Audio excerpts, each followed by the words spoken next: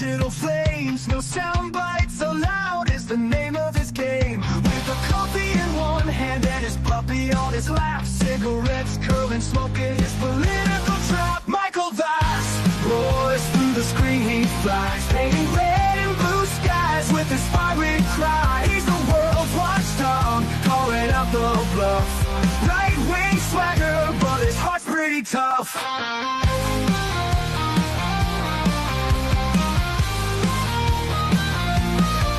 He's a Republican dragon with his truthful slight, fights the battles unseen in the shadows of the night. From policy to passion, he breaks it all down, giving a voice to the voiceless, wearing his crown. Caffeine-fueled mornings, the smoke curls dance, Puppy at his feet, giving life one more chance. Through algorithms and bias, he cuts straight and clear. Michael's roar echoes in the hemisphere. Michael Vass roars through the screen, he flies, painting red and blue skies with his fiery cry. He's the world's watchdog, calling out the bluff. Right-wing swagger, but his heart's pretty tough.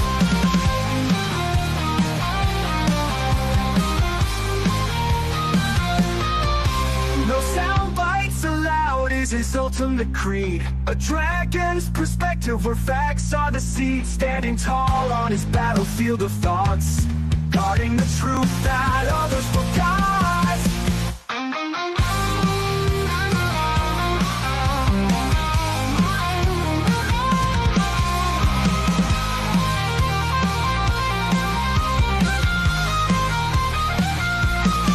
Michael Vass roars through the screen, he flies, painting red and blue skies with his fiery cry. He's the world's watchdog, calling out the bluff. Right-wing swagger, but his heart's pretty tough. Oh, hey. Hello, everybody. 1 second here. I screwed up something. There we go. And I believe everyone should be able to hear me now. I hope everyone can hear me now. As you can tell, something's a little different in what you're seeing. My computer is having a black screen of death event. By the way, please let me know if you can hear me. Somebody put up a comment. Let me know if the volume's okay. I can't tell. But I had a black screen of death event this morning, which I still have not been able to resolve. So it may be my graphic card is dead. I don't think so. It could be software. I don't know. I have not been able to fix it. So right now I'm coming to you live off of my cell phone, which means that I'm not going to be able to do everything that I usually do. Show you the links and show you articles that I'd like to talk about today to share with you.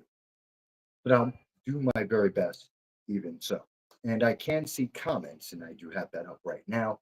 So please do live stream, chat, SuperChat, RumbleRants, reach out to me as much as you can, because I always want to hear your voices. That's why we do this program. It is a conversation between you and me, and I think it's rather important that we have that conversation. And I just realized I screwed up something.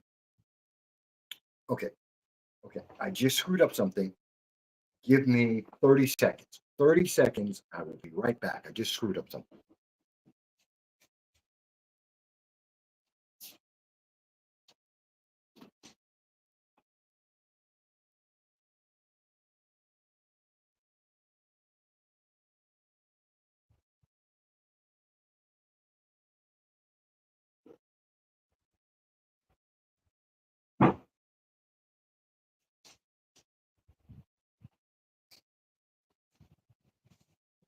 Okay, thank you for your patience.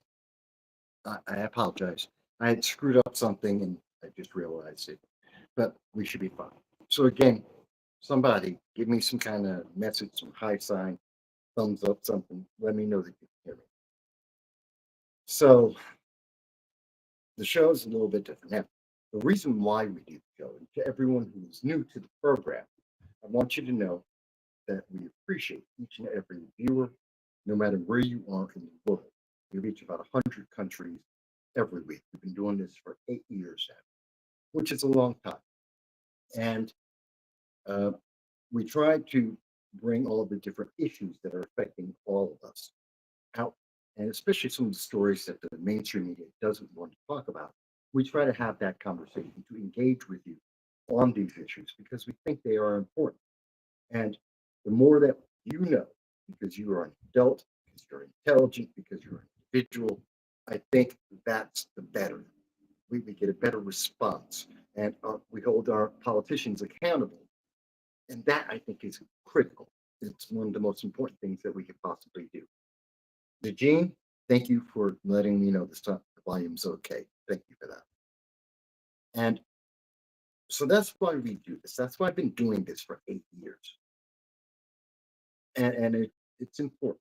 Now, as you can see on the bottom of the screen, this has been a bad week for me. My computer died this morning. I was going to try and show you the image of my computer's dead. Um, I'm trying to raise up money for my puppy. Now, many of you have seen my dog. His name is Khan, as in Genghis Khan. No, not like in the movies with Star Trek. I'm talking about Genghis Khan, the conqueror, largest land mass in history. And we're trying to raise up some money because he's 14 years old. He still looks like a puppy, but he's 14 years old. And I need to raise up like $3,500. His bill for his, he needs an ultrasound for his heart and for his liver because they think he may have a heart and or liver condition, which isn't unusual for a 14-year-old dog. That happens. So if you can go to the PayPal, if you can go to the SuperChat, RumbleRant, I would appreciate it. Anything that helps me to raise the money to take care of the vet bill because he's the number one issue. I don't care about the computer. I'll figure out something with that. But I care about my puppy who's 14. And I'll be happy if anyone questions it. I'll be happy to show you the vet bill and let you see. It's $3,500, 3,400, 3,470. I'll be happy to show you the bill. I just can't right this second, but I will get you the bill. I have no problem proving that's what I'm raising money for right now. For my puppy to go to the vet and veterinarian and get his heart and his liver checked out.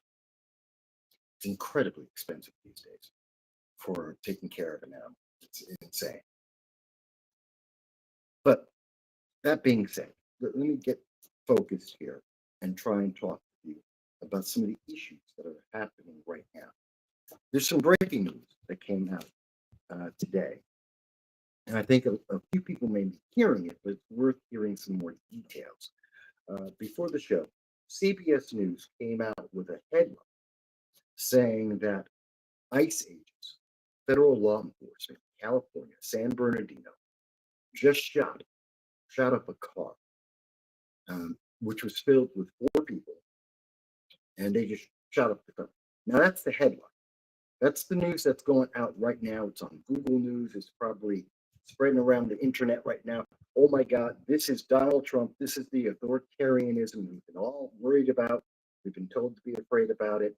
This is, this is proof that, we're into a U.S. military empire.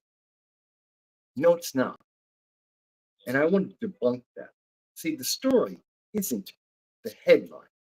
And the headline from CBS is purposefully made to try and get the clickbait, to get you to, 1, check out their story, and 2, to bias you against Donald Trump, Republicans, MAGA, the effort to close our borders and mass deportations.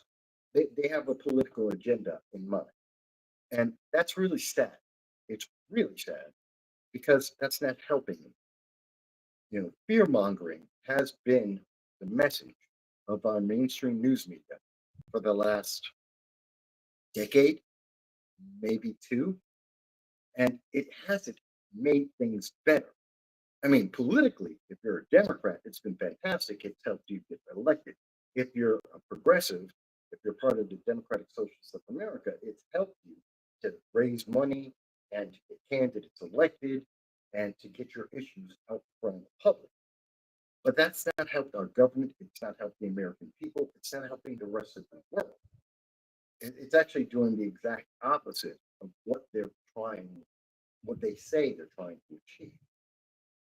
Talking about this CBS, again, the CBS article, uh, law, federal, I think it was a federal law enforcement shoot a man, a San Bernardino, they use these words very carefully, a San Bernardino man and his car. Well, it turns out that the federal agents, these were ICE agents, checking, doing a traffic stop, which is by law something they have the right to do. And they were asking that man for his identification and the identification of others in the vehicle. Okay. And because they had an idea, it seems, that one of the individuals in the vehicle or more may not have been American citizens. And in fact, at least one individual in the vehicle wasn't an American citizen. In fact, they were doing their job and they were right. They got the right car, they had the right people. They knew that at least one person in that car was an illegal alien, and they were looking to detain and or deport that illegal alien. But the guy in the car decided that instead of complying with the law, whether you like the law or you don't like the law, doesn't matter. That is the law. These law enforcement agents were doing their job. Okay. So he instead decided to use his car as a weapon. And we've seen this in many places, like Waukesha. We saw that with Derek. I forget Derek's last name. The guy who ran over 60 people during a Thanksgiving Day parade. We've seen this a lot in the life, where they will use their vehicle as a weapon. And that's what this guy did. He decided to use his vehicle to run over the law enforcement, the ICE agents. At least one of them was injured to some degree. We don't know exactly. News is still coming out on this. But we do know at least one of the agents was injured. And he used his vehicle as a weapon to protect the illegal alien that was in his car, which may or may not have been his family member. It's unclear. And so the ICE agents responded to this deadly attack by firing on the vehicle because they were being assaulted with a deadly weapon. CBS didn't put that in this. They didn't put that in the headline. They didn't want you to know that. In fact, it's not in the first two paragraphs of the story. You have to read down. Buried in there is what actually happened.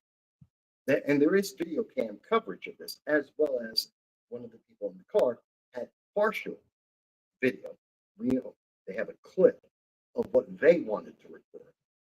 So there is a video floating around right now, and you're going to see that the driver's side window is going to be smashed. There may be some kind of altercation with the driver, but you don't know why the ICE agents did that. It's because he just used the car to try and run them over. That's why that happened. See, that it's like with Babbitt, Ashley Babbitt. The video that everyone remembers about J6 and Ashley Babbitt getting shot is 1.5 minutes long. And it shows Ashley Babbitt by the door, a bunch of people being loud. Guy, one of the Capitol Police, sticks his arm out, aims very carefully, and shoots Ashley Babbitt dead. And then we see police come up from a stairway, come up and into the room and clear the room. That's what we know. The actual video of Ashley Babbitt being shot is 7 minutes long, not 1.5 minutes. And the video does exist, and every news agency has this full 7-minute video. They just don't show it to you. Because what the 7-minute video showed is that the room was actually under the control of Capitol Police and federal agents. They were standing in front of that door where Ashley Babbitt got shot. 3 agents, plus 2 armed officers with M4s in body armor. And they were standing by the stairs in that room, and in front of the door and by the stairs. And then they got a message on their earphone, those agents, and they were told to clear the room because that's what they did. They then walked down the stairs and off of camera. So they left the room. And that's when the crowd, which had been peaceful up to that moment, I mean, they were yelling, but they were peaceful. Then they moved towards the door. And when they then moved towards the door, that's when the Capitol Police officer pulled out his gun and shot Ashley Babbitt. And that's where we pick up with the image that everyone has seen, minute and a half, where they then come back into the room. The agents, the police, come back into the room and then get everything calm. It's a part of the video they're not showing that is critical. Same thing with what we're seeing in San Bernardino today. They're showing you the video. Oh, look, this ICE agent broke a window. This is really bad. They're shooting at the car. They're absolutely out of control. You left out the part of the video where the car was being used to try and run over ICE agents, and that this person was not complying with the officers. And that's what caused the entire incident. CBS is ethically wrong. They are editing the information to bias you, to make you say, oh my God, Donald Trump has gone too far. Donald Trump's a bad guy. I have to vote Democrat because who's going to stop Donald Trump? Oh, I've got to vote Democrat because, MAGA is bad. Look at what MAGA is allowing to happen in our country. I have to keep the border open. I have to stop mass deportations. I got to get a path to citizenship to these illegal aliens because MAGA and Republicans and Donald Trump are so bad, orange man bad. That's the message they are trying to put through. That's propaganda because that's not the news. The news is, again, this guy used his vehicle to attack the officers to protect an illegal alien that was in the car when they were doing their job, legally doing their job, and then he ran away, ran from the scene. But why didn't CBS tell you all? Why did they hide that in their article? Because they want you to vote Democrat. Because they have a political agenda.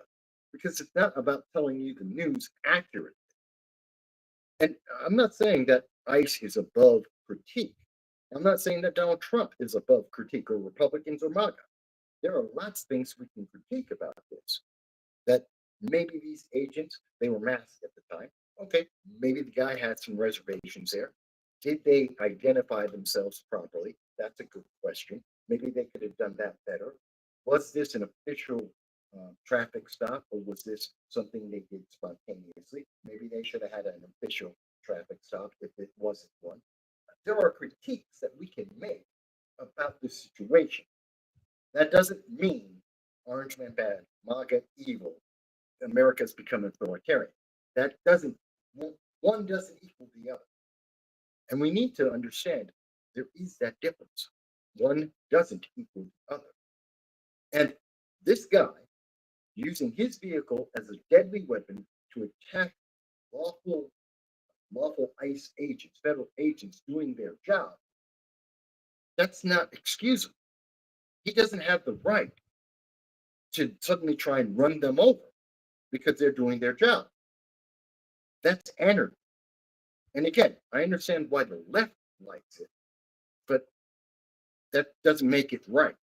Just because it's good for their political agenda doesn't mean it's the thing that should happen. Again, anyone wants to dispute this. If anyone says, Mike, well, you just don't understand. Fantastic. Let's talk about this.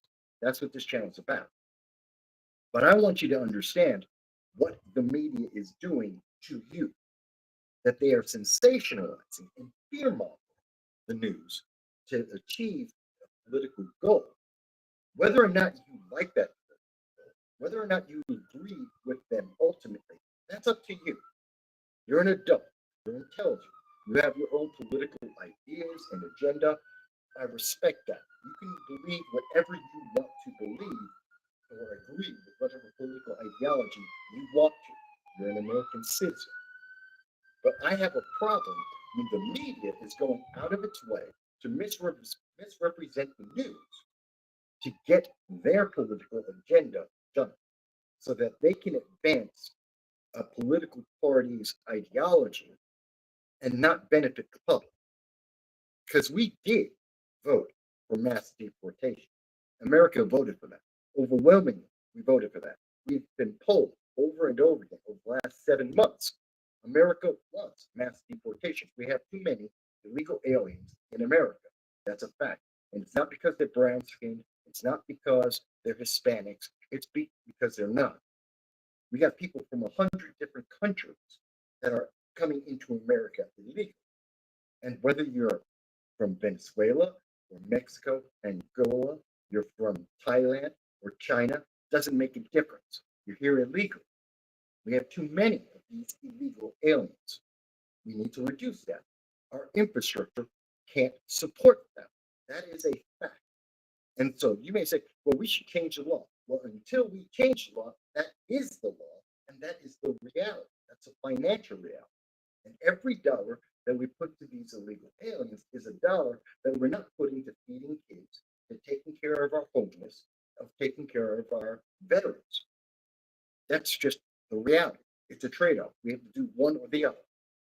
And we've seen that here in New York City, where I live. New York City, we spend over $2 billion a year on illegal aliens, putting them into hotels, giving them credit cards for $13,000 so they can buy food and necessities. We're not spending $2 billion on the homeless in New York. We're not spending $2 billion on the mentally ill in New York. We're not spending $2 billion on feeding kids in New York that could be fed. Same thing can be said in California, in Illinois, in Maryland. Go around the country. That's the fact.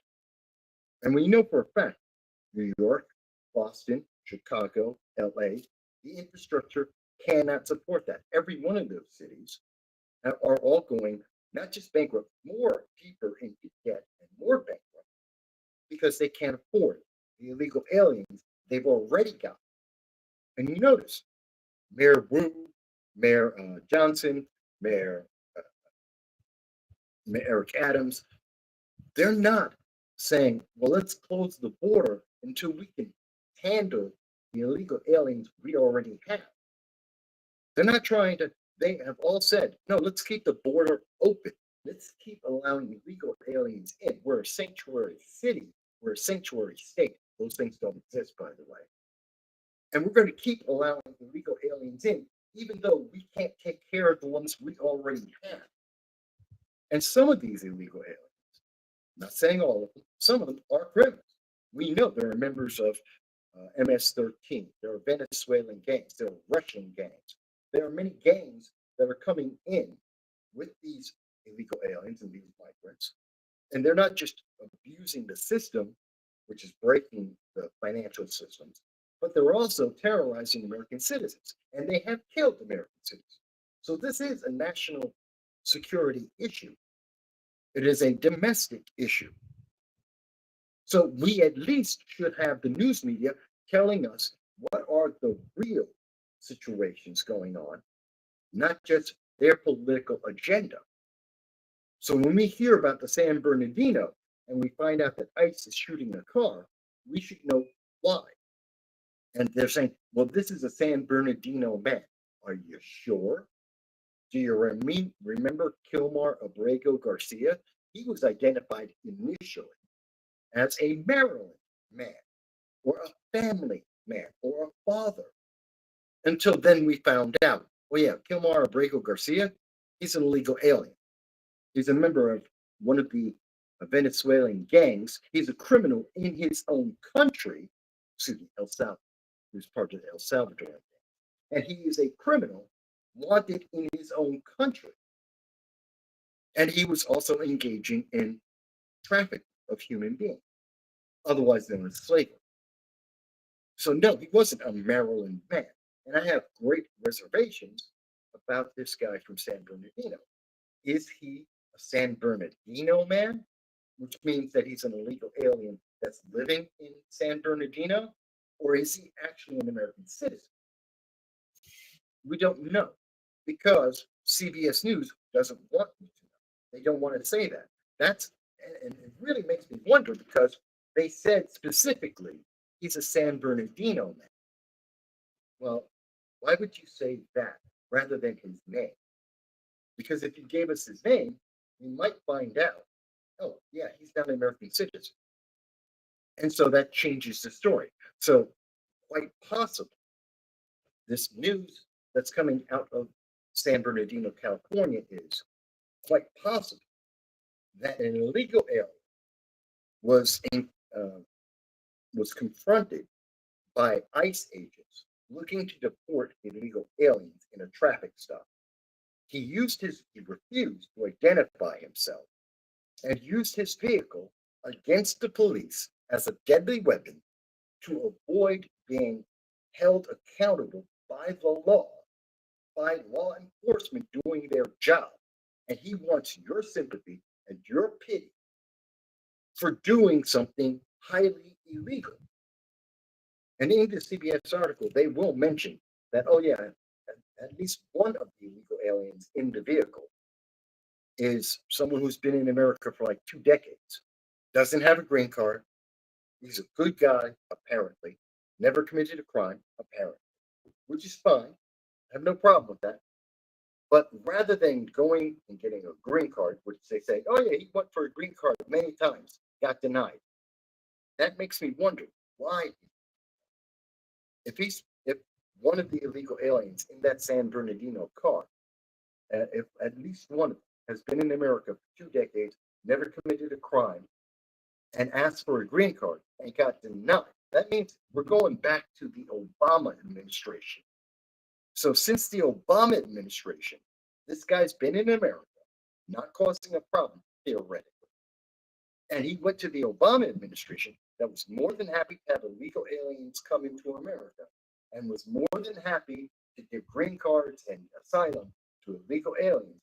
And this guy didn't get asylum. He didn't get a green card. He didn't get authorized to be in America. But he's a great guy. Something's wrong with that story. Under the Biden administration, for the last 4 years, as they let 8 million illegal aliens in, trying to find any and every way to allow them to enter this nation. You mean to tell me that this guy asked the Biden administration for a green card and they said no? And I'm supposed to think, well, that guy's perfectly fine. There's nothing else to the story. It just happened. Something sounds wrong. Am I misunderstanding something? I'm a grown adult like you are. Something doesn't sound right in that story. Under Democrats who are pro illegal immigration, this guy can't get a green card in California with Gavin Newsom in charge. And somehow he can't get authorization to be in America after being here for 2 decades? Something sounds wrong. But CBS doesn't answer that question. CBS didn't investigate that. They didn't give any background on that. They're protecting the illegal alien. They're protecting all the illegal aliens in that crime. And they're trying to put the blame on ICE agents. Not saying that they're perfectly fine. You can say to me, Mike, they didn't have to shoot at the car. Maybe. Maybe they didn't have to shoot at the car, even though it was being used as a weapon. But okay, you can make that argument. We can have that discussion as intelligent adults. But why is CBS covering all that up? Why is CBS trying to bias your emotions from the start at the headline? Because they have an agenda. And they want you to vote a certain way. The goal is to corral you into one direction. You're going to vote Democrat, whether it's because of fear, whether it's because, Trump is authoritarian, or ICE is bad. There should be no borders. And I know many Democrats, I've talked to Democrats on the street. They're like, no, there's no such thing as an illegal person, no illegal alien. That's a lie. Every country in the world has rules and regulations about immigration. You can be an illegal person. Borders do exist across the world. So don't tell me that crap. There's no such thing as a border. Nobody's illegal. Yes, you are. Every country in the world has rules about this. All of them. So don't tell me that that's not the case.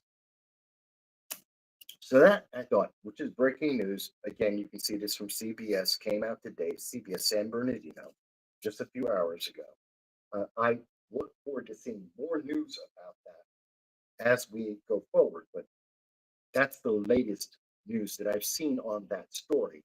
And CBS seem to be the ones leading the news on this story, even though they're not providing nearly enough information, and they are biased in the way they are presenting that. I'd love to hear what you guys think. You know, chat, super chat, rumble rant. Go ahead, type it away. If you think I'm wrong, fantastic. Tell me why. If you think I'm right, please tell me that you think that. I'm happy to hear it. Tell me why ICE was overreacting. I don't think they were. I really don't. By the way, if you don't want to just donate by using a super chat or a rumble rant, you don't want to go to PayPal or join my Patreon, $1.50 a month, but you still want to help me to get the money, the $3,400 I need for my puppy, then fine. Go and buy a mug. I think you can say there's. Yeah. You can go to Zazzle. I've got a bunch of mugs. I got T-shirts, a bunch of stuff, all unique, original AI design. I designed them with AI, not an artist. But you can go and buy something there, and that'll be the same thing. I do see a comment here from Dow, and Dow says that would explain the absence of the show from Rumble. Oh, it's not on Rumble? Should be. Good to see you on all of the okay. I didn't know it's not on Rumble. It should. It's probably because of the setup that I have right now. Again, black screen of death on my main computer. But I wanted to make sure that every week I'm here with you guys. That's right. And Dow, you did get one of the shirts that we sell. Um, and so that is another way you can help. Again, whatever way you want to. And, and if you don't want to provide cash, that's fine. Like, share, subscribe. That helps us too. Let us get to 5,000 subscribers. That will help me get advertisers or a sponsor, and that will help me take care of my dog. I don't care how I get to take care of my dog. Obviously, all my money's going to my dog, but I'm poor. And $3,500 is some bill, which says nothing about what the treatment's going to cost. You know what? I'm making do. So anything you guys can do to help makes a difference. But in terms of what we're seeing in California with CBS, I think it's a bigger issue than just ICE is bad. Ooh, ICE, Trump's authoritarian, Orange Man bad. That's not the solution. The left loves to say Orange Man bad is the solution to every problem. You listen to everything we've heard over the last 7 months since Trump has been in. The answer to every problem is Orange Man bad. That's not a solution. I'm not telling you that Trump's perfect. He's not. I'm not telling you the Trump administration has made no mistakes. They've made plenty. Their communications with the public are worse than when Trump was the 45th president of the United States. We have worse communications. Things are not as clear as they could be. There are plenty of critiques you could legitimately make. But Orange Man bad being the center of the evil of the universe is not one of them. That doesn't help them. In fact, it turns people away from the problem and the solutions.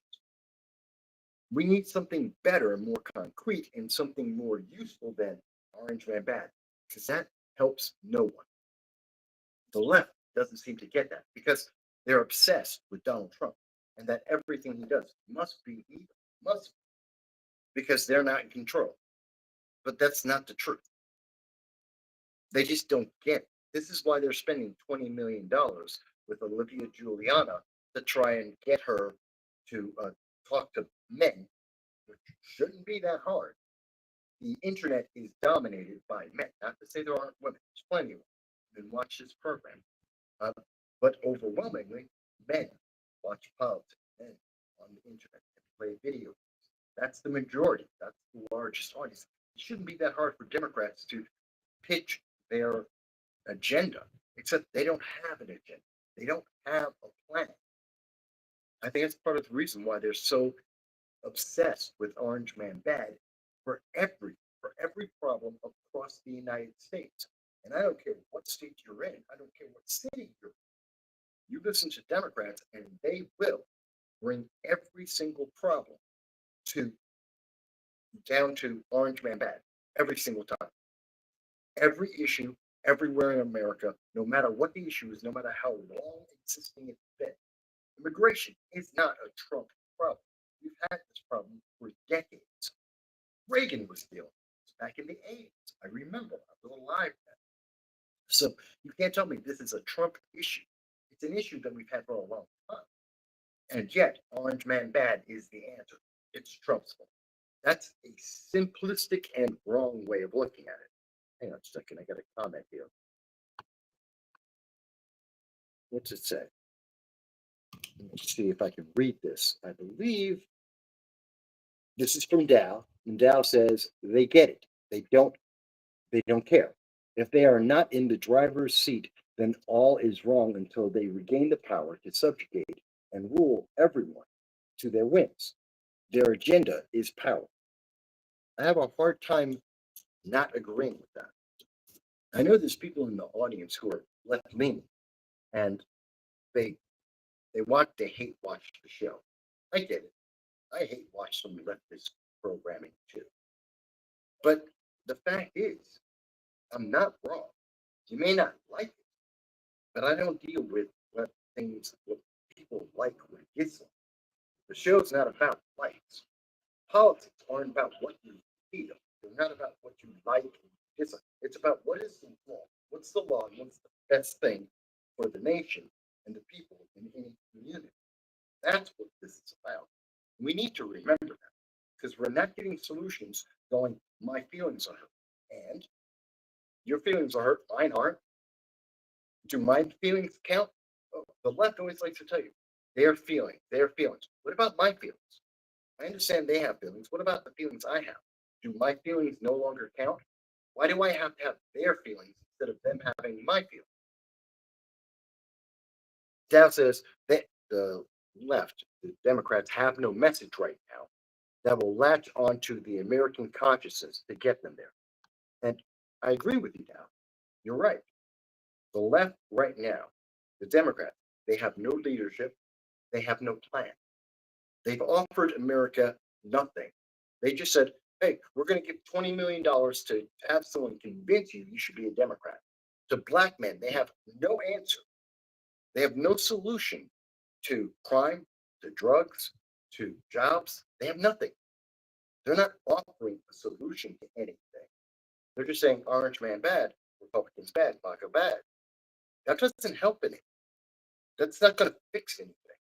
Even if you were to if you took out all of the MAGA right now in government, put back in all of the Biden administration, you would get nothing better because they have nothing to offer. They didn't offer us anything for the last 4 years, except don't worry, Republicans are bad, MAGA is bad, and things got worse. And they said, remember this. I mean, this has only been 4 years now, folks. We all remember that. But what did they offer us? We had 22% inflation under Joe Biden at the peak. 22%, and at overall, as an average, we had over 15% inflation for the 4 years under Joe Biden. And the Democrats told you, don't worry about it, it's okay. It's better than you think. Don't worry, everything's fine. Did it feel fine to you? Right now, things aren't great, but we are seeing some kind of improvements. Some of the tariffs, we are seeing some tariff deals, and they are having some positive impact. We are seeing our government shrink, which is important. That takes some time. There are some problems with that, no doubt, but that is something we wanted. And God help me, we haven't seen any president shrink the size of the government in my lifetime. This is the largest decrease in the size of the federal government in my 57 years of life. No one else has ever done that. So it's a bumpy road because no one's ever done this. Again, is that perfect? No. Does that mean you have to turn around, join the Republican Party? No. Does that mean you become a libertarian, a conservative, Green Party, third party? That's up to you. That's your choice. I'm not telling you to do any of that, but I am telling you that maybe just feeling offended isn't the answer. Just feeling bad isn't a solution. And letting news media like CBS abuse you, because this is abuse.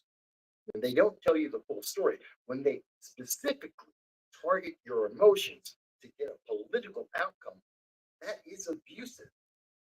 And we need to talk about that. Again, you don't have to like it. It is what's happened. And I think that's important. And again, I'm open to hearing anyone who says, Mike, you just don't understand. And the left always likes to say it. You just don't understand.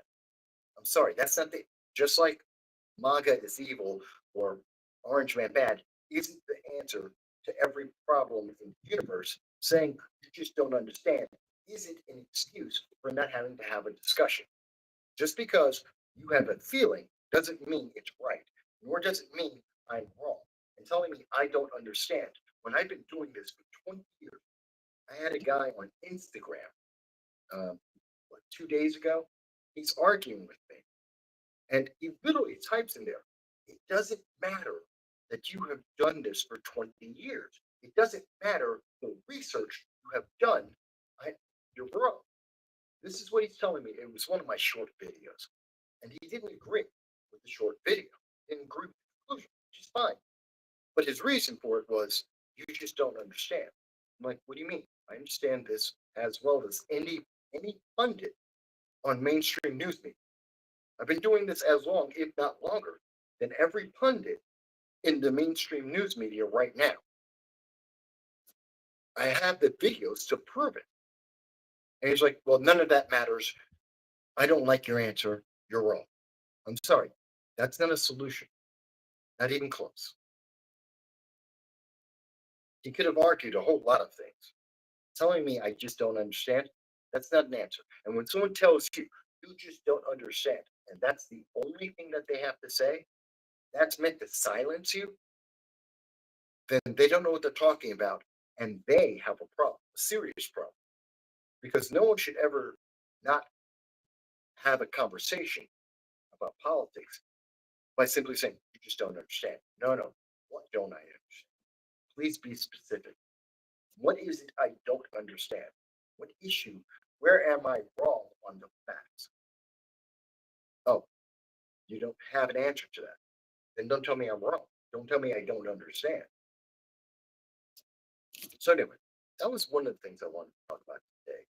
Battery's at like 64%. So let me keep going here.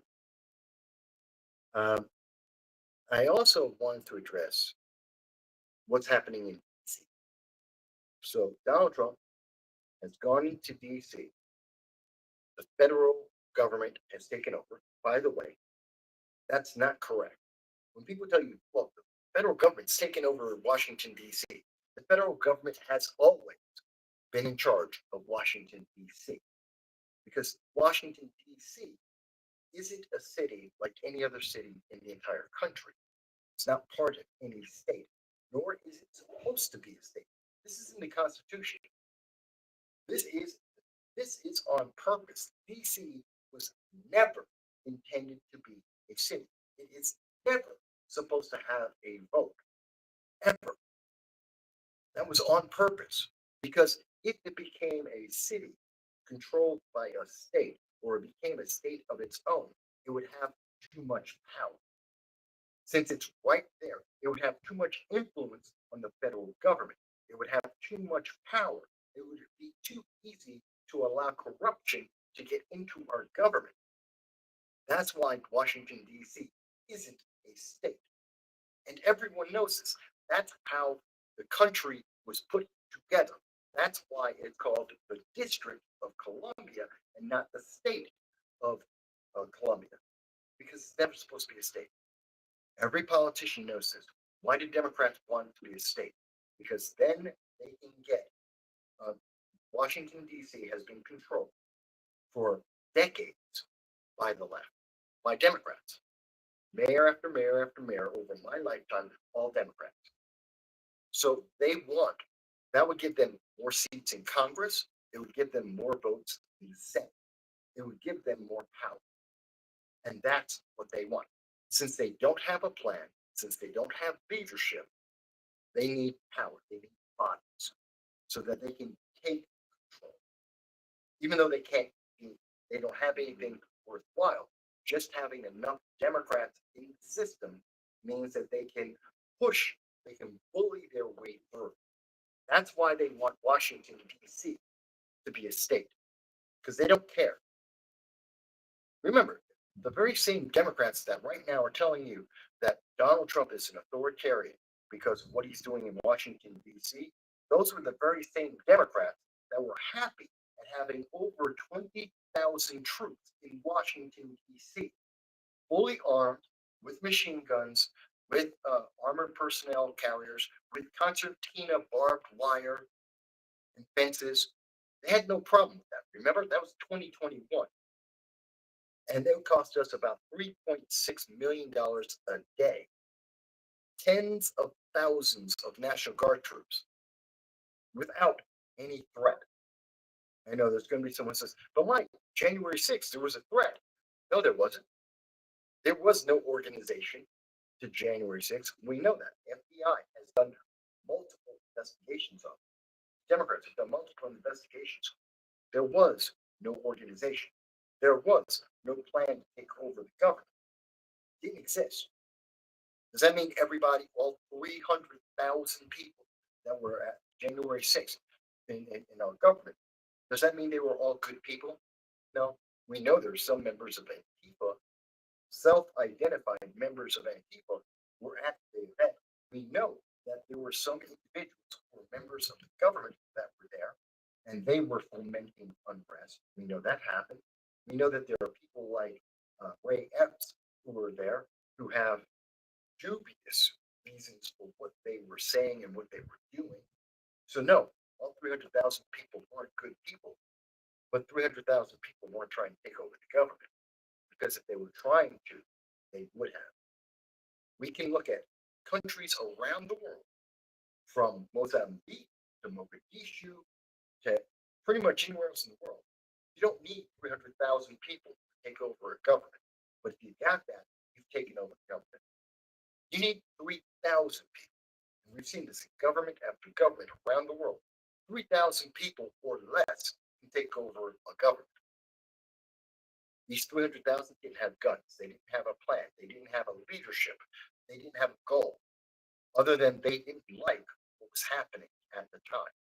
They were expressing themselves, some violently, overwhelmingly, over 90% of them absolutely without violence. So, did we need concertina wire? Did we need 20,000 troops in Washington, D.C. to protect the government? They were there to protect the government, to stop you from speaking to your duly elected officials, to stop you from going to Congress, as is your right, to tell your members of Congress what you think. Democrats were perfectly fine with that. They had 20,000 troops in Washington, D.C., and the crime rate, the violent crimes in Washington, D.C. went up, not down. Democrats didn't care. So when you say, but Trump, he federalized it, the government controls D.C. on purpose. The equivalent to a governor for D.C. is the Speaker of the House. Always has been. So in 2021, Nancy Pelosi was in charge of Washington, D.C. She was in charge of the National Guard troops that were there to protect her and silence you. That's a fact. It's not an opinion. It's not left or right. That's just a fact. Everything I'm talking about right now is documented. It's available for everyone. The news media just doesn't want you to remember, and they don't think that you're going to double check. But these are facts.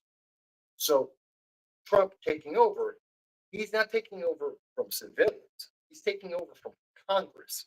He's taking over for the House of Representatives that failed DC. And he's taking over the mayor who has failed DC. They'll tell you that, well, the crime rate is down. Well, there's two problems with the crime rate in Washington, D.C. One, we know for a fact that several officers have been accused, if not removed from office, removed from their positions for fixing the numbers. They've been making up the numbers. They've been removing a bunch of the crimes. They've been decreasing the severity of the crimes. We know from the police union, they have told us that they have been told by the Democrat leadership that they have to change crimes. So if there's a domestic dispute that's going on, they can't say it's a domestic dispute. They have to call it disturbing the peace. Well, that's not the same thing. They don't care. They were told they can't say it's a domestic disturbance because that would go into the violent crime statistics. But if you call it disturbing the peace, that doesn't show up in the crime statistics, so it looks like crime went down. It didn't go down. It just changed on the paper. The paperwork changed. Crime didn't change. And again, when Democrats had troops in DC, they didn't care about lowering the violent crime. They could have. They had more than 20,000 troops, maybe more, at certain points, maybe more, in Washington, D.C. They could have reduced, wiped out all of the crime in Washington, D.C. if the Democrats wanted to do that. They didn't care. They didn't care about taking care of crime. They didn't care about protecting the people of D.C. They cared about protecting themselves from the public when there was no threat. You may not like that reality. That is the reality. We know this. We do know the violent crime statistics went up in 2021, 2022, 2023. In fact, if you're looking at several of the crime statistics in 2024 and compare it to 2019, 2024 is higher. In fact, if you looked at the homicides, just total homicides in Washington, D.C., the current rate of 100, in 2024, which is 187 acts of homicide in Washington, D.C. in 2024, is that down from 2020, which had 246? Yes, it is. But if you look at the last 20 years, the 2024 had more homicides than any year since 2015. 2015 is the only other year that had, besides from not counting 2020, 2021, 2022, 2023, not counting them, the next highest year after 2024 is 2015. So that means violent crime is up in DC. It's not down. And that's including what we have been told is fudging the numbers, trying to manipulate the numbers to make Democrats look good. So Trump did taking over DC isn't illogical. It's not authoritarian. And it is legal. It is legal. Something that's not emphasized by the mainstream news media. Again, they have a bias. They want to push this idea, this fear, that America is becoming authoritarian. And they want you to be terrified of that. So they're pushing that agenda by leaving out critical details that I'm talking to you about now. And all the data I'm talking about, you can search for it yourself. Use ChatGPT. Don't trust me. Go to ChatGPT. Look up, go to Google and search all the data, the violent crime rates from 2015 to 2024. Look at homicides from 2015 all the way through to 2024. Look at the numbers that have been published already. Don't go by the headlines. Look at the data for yourself. You'll see everything I've said is true. It's verifiable. And if my computer didn't go black screen, I'd be showing you the sources right now. Because it's a fact. may not like that fact. That is a fact. Check it for yourself. So Trump going in isn't authoritarian. It is legal and it seems to be necessary. And Democrats don't give a damn. These are the things we can conclude from the facts as they exist, from the evidence that we have of recent and long-term history. Now you'll say to me, but Mike, should that be happening? Well, according to the governors of Ohio, of South Carolina, and West Virginia, they're all sending their National Guard troops to D.C. to help control crime. Most of the crime, by the way, happens in the southeast sections of Washington, D.C., where the lowest income housing is. It's right around the 8th ward of Washington, D.C. This is something, it's that easy to track it down. We know the problem is predominant. It's in the 8th ward. Now, that's the low income section. A lot of low income people live there, not just black people, white people too, Hispanics, Asians, poor people live there. Most of them tend to be black, but there are more than just black people there. So it's not a black thing, it's a low income thing. And where you have large groups of low income, you have higher crime.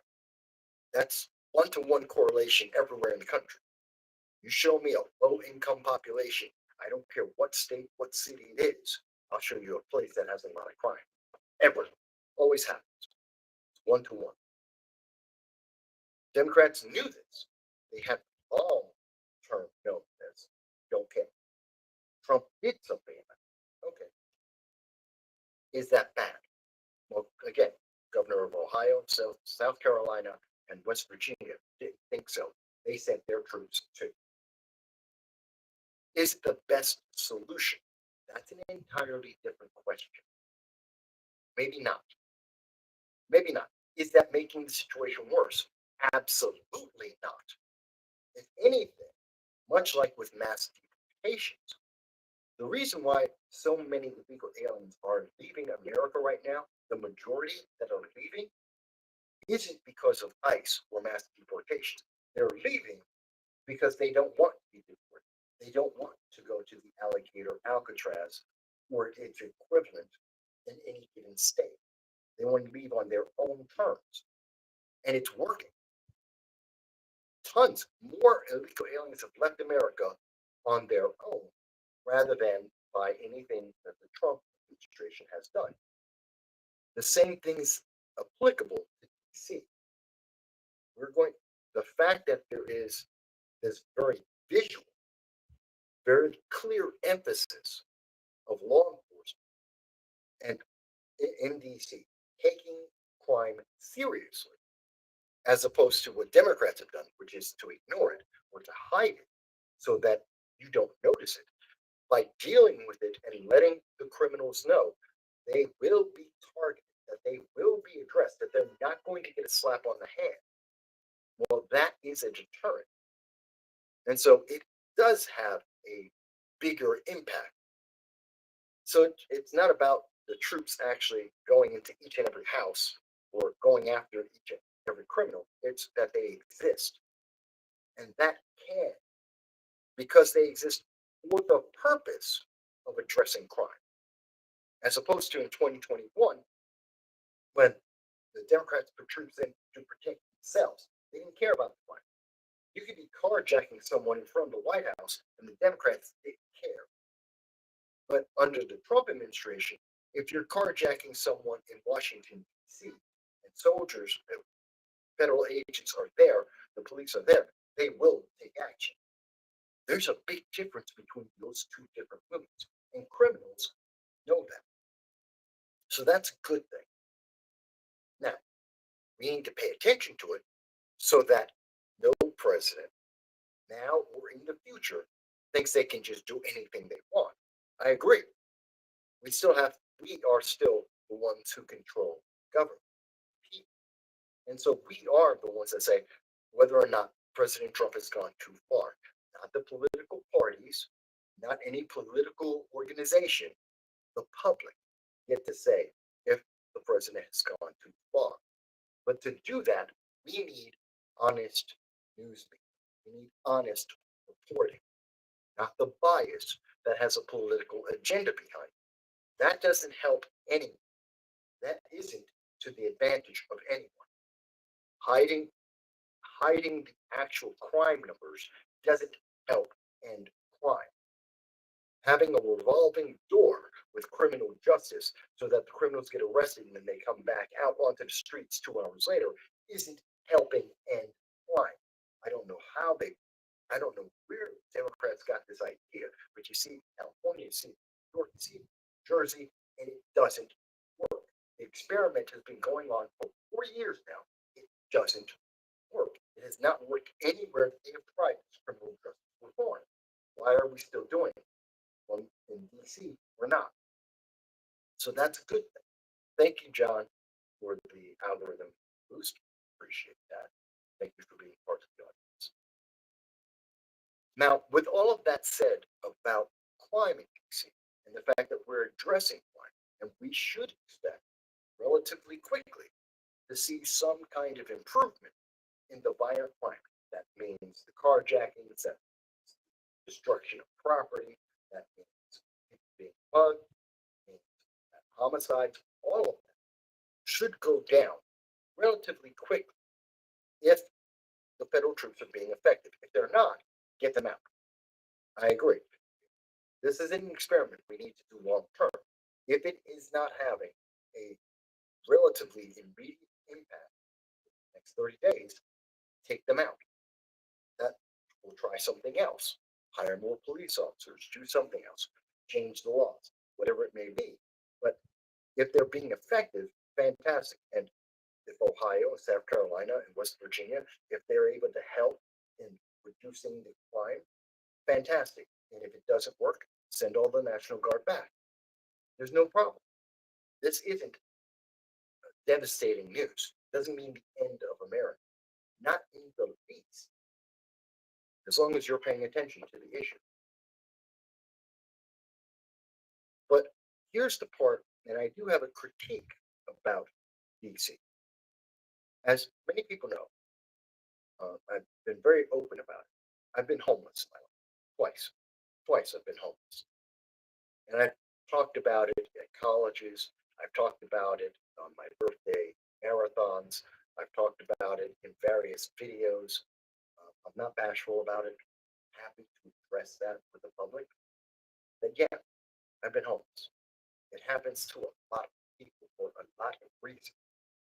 One of the most critical things that you can do to end homelessness is get someone out of the pattern of homelessness, especially within the first year.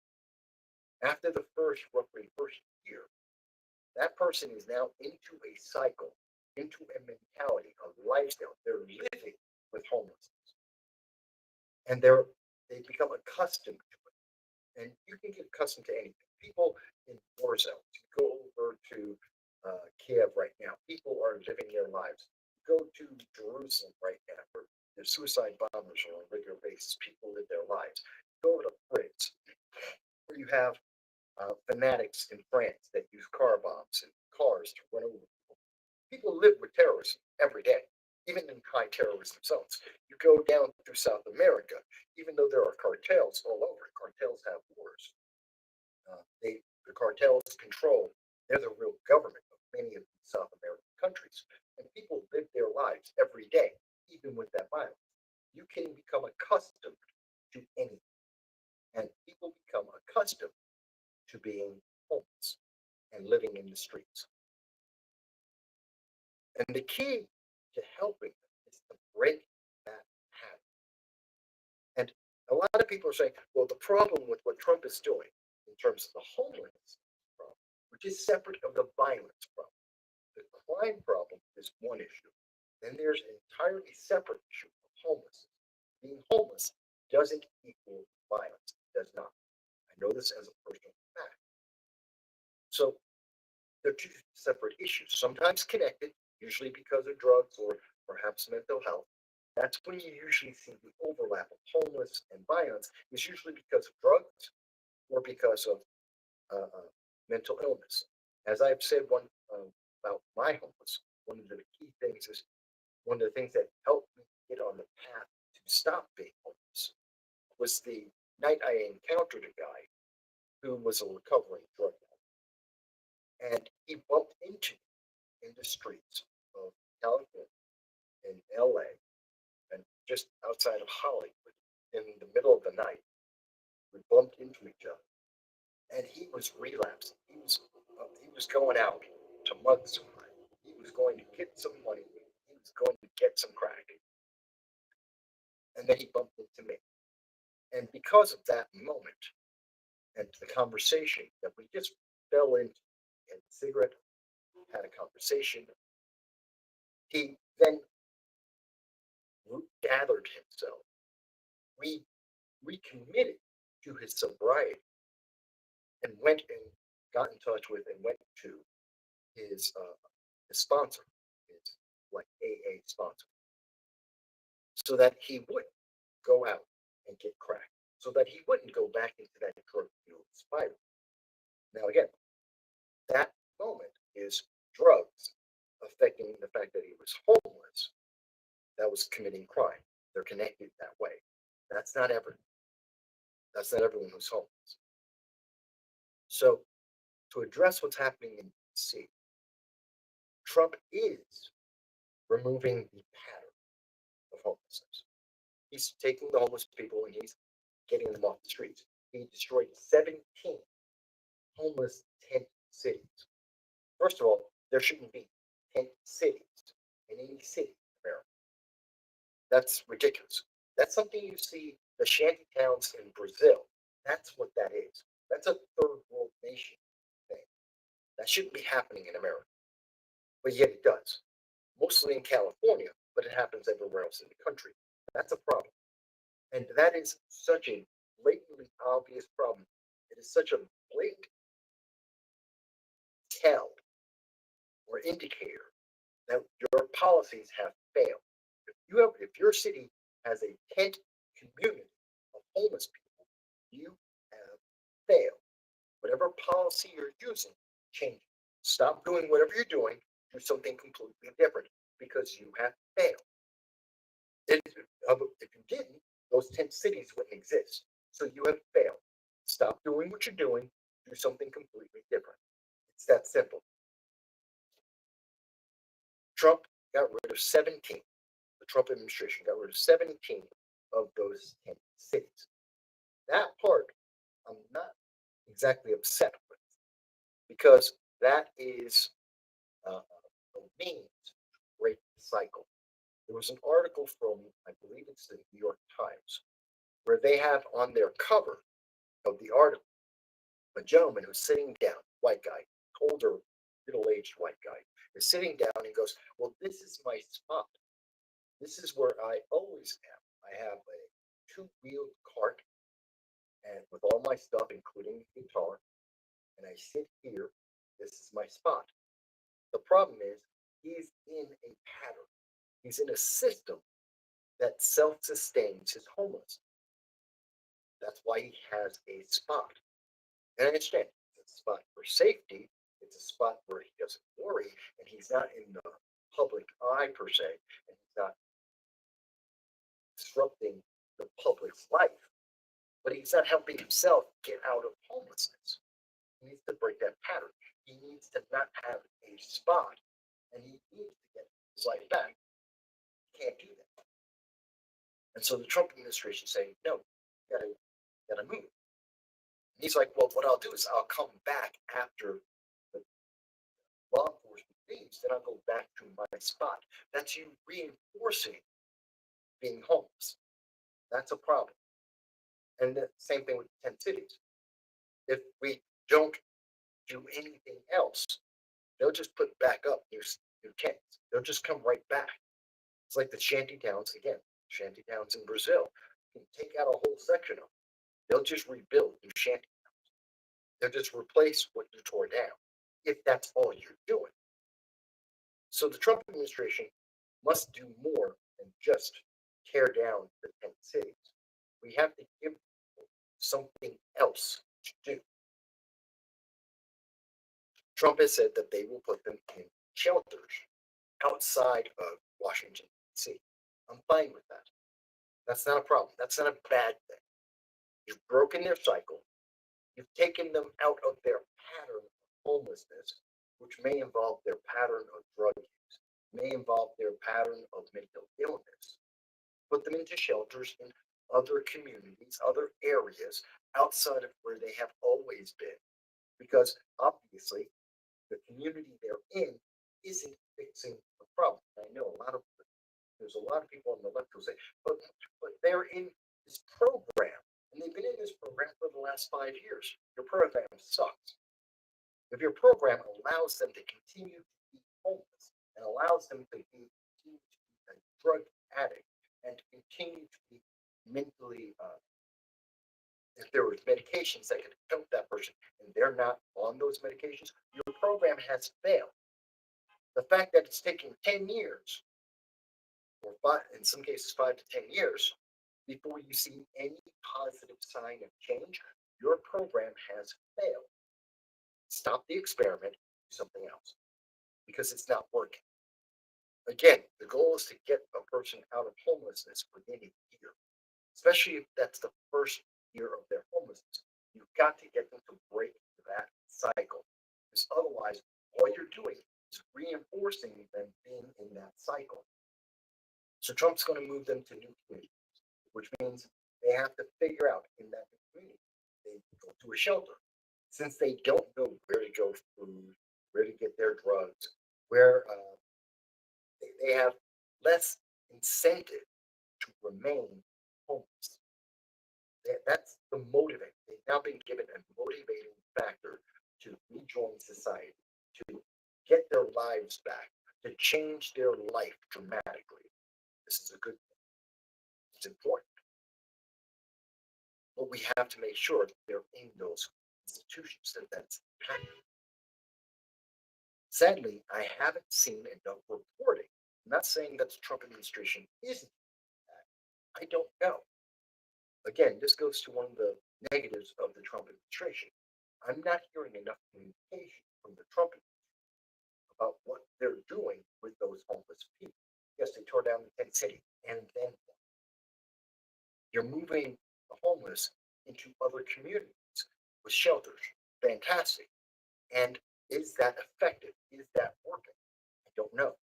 And the news, places like the New York Times and CNN and MSNBC and CBS, they're not asking. They're trying to tell you that it's bad that Trump is taking the homeless out of their pattern of homelessness. They want the homeless to stay homeless. That makes no sense to me. But I shouldn't be surprised, because that's the same Democrats, the same leftist mentality that says, let the crime happen. Again, they didn't fix the crime when they could, and it was spiking. They didn't have a plan to fix the crime, and they didn't try. That's a problem. Again, homicides in DC have been increasing since 2016. Increasing since 2016. Democrats have been in charge. They didn't do anything about it. They didn't care. So to say that they care now is absolutely deceptive. It's dubious. It's duplicitous. It's orange man bad is the problem, not the fact that they've allowed violent homicides to continue from 2016 to 2024 without interruption. That they were perfectly fine with that. Then don't tell me it's orange man bad. You're part of the problem. The left has been a massive part of the problem. They didn't care. So in terms of homelessness, same problem. The left doesn't care. That's why they let 17 homeless tent cities pop up. The moment that you saw the first tent pop up, somebody should have come and said, what's going on? How can I help you? Let me get you to a shelter. They should have been on that. They should have prevented that tent city from becoming a reality. Should have took them down. Same thing in California. We see it in California all over the place. We see it in Chicago. We see it in New York City. And Boston, I believe, has tent cities too. tear them down.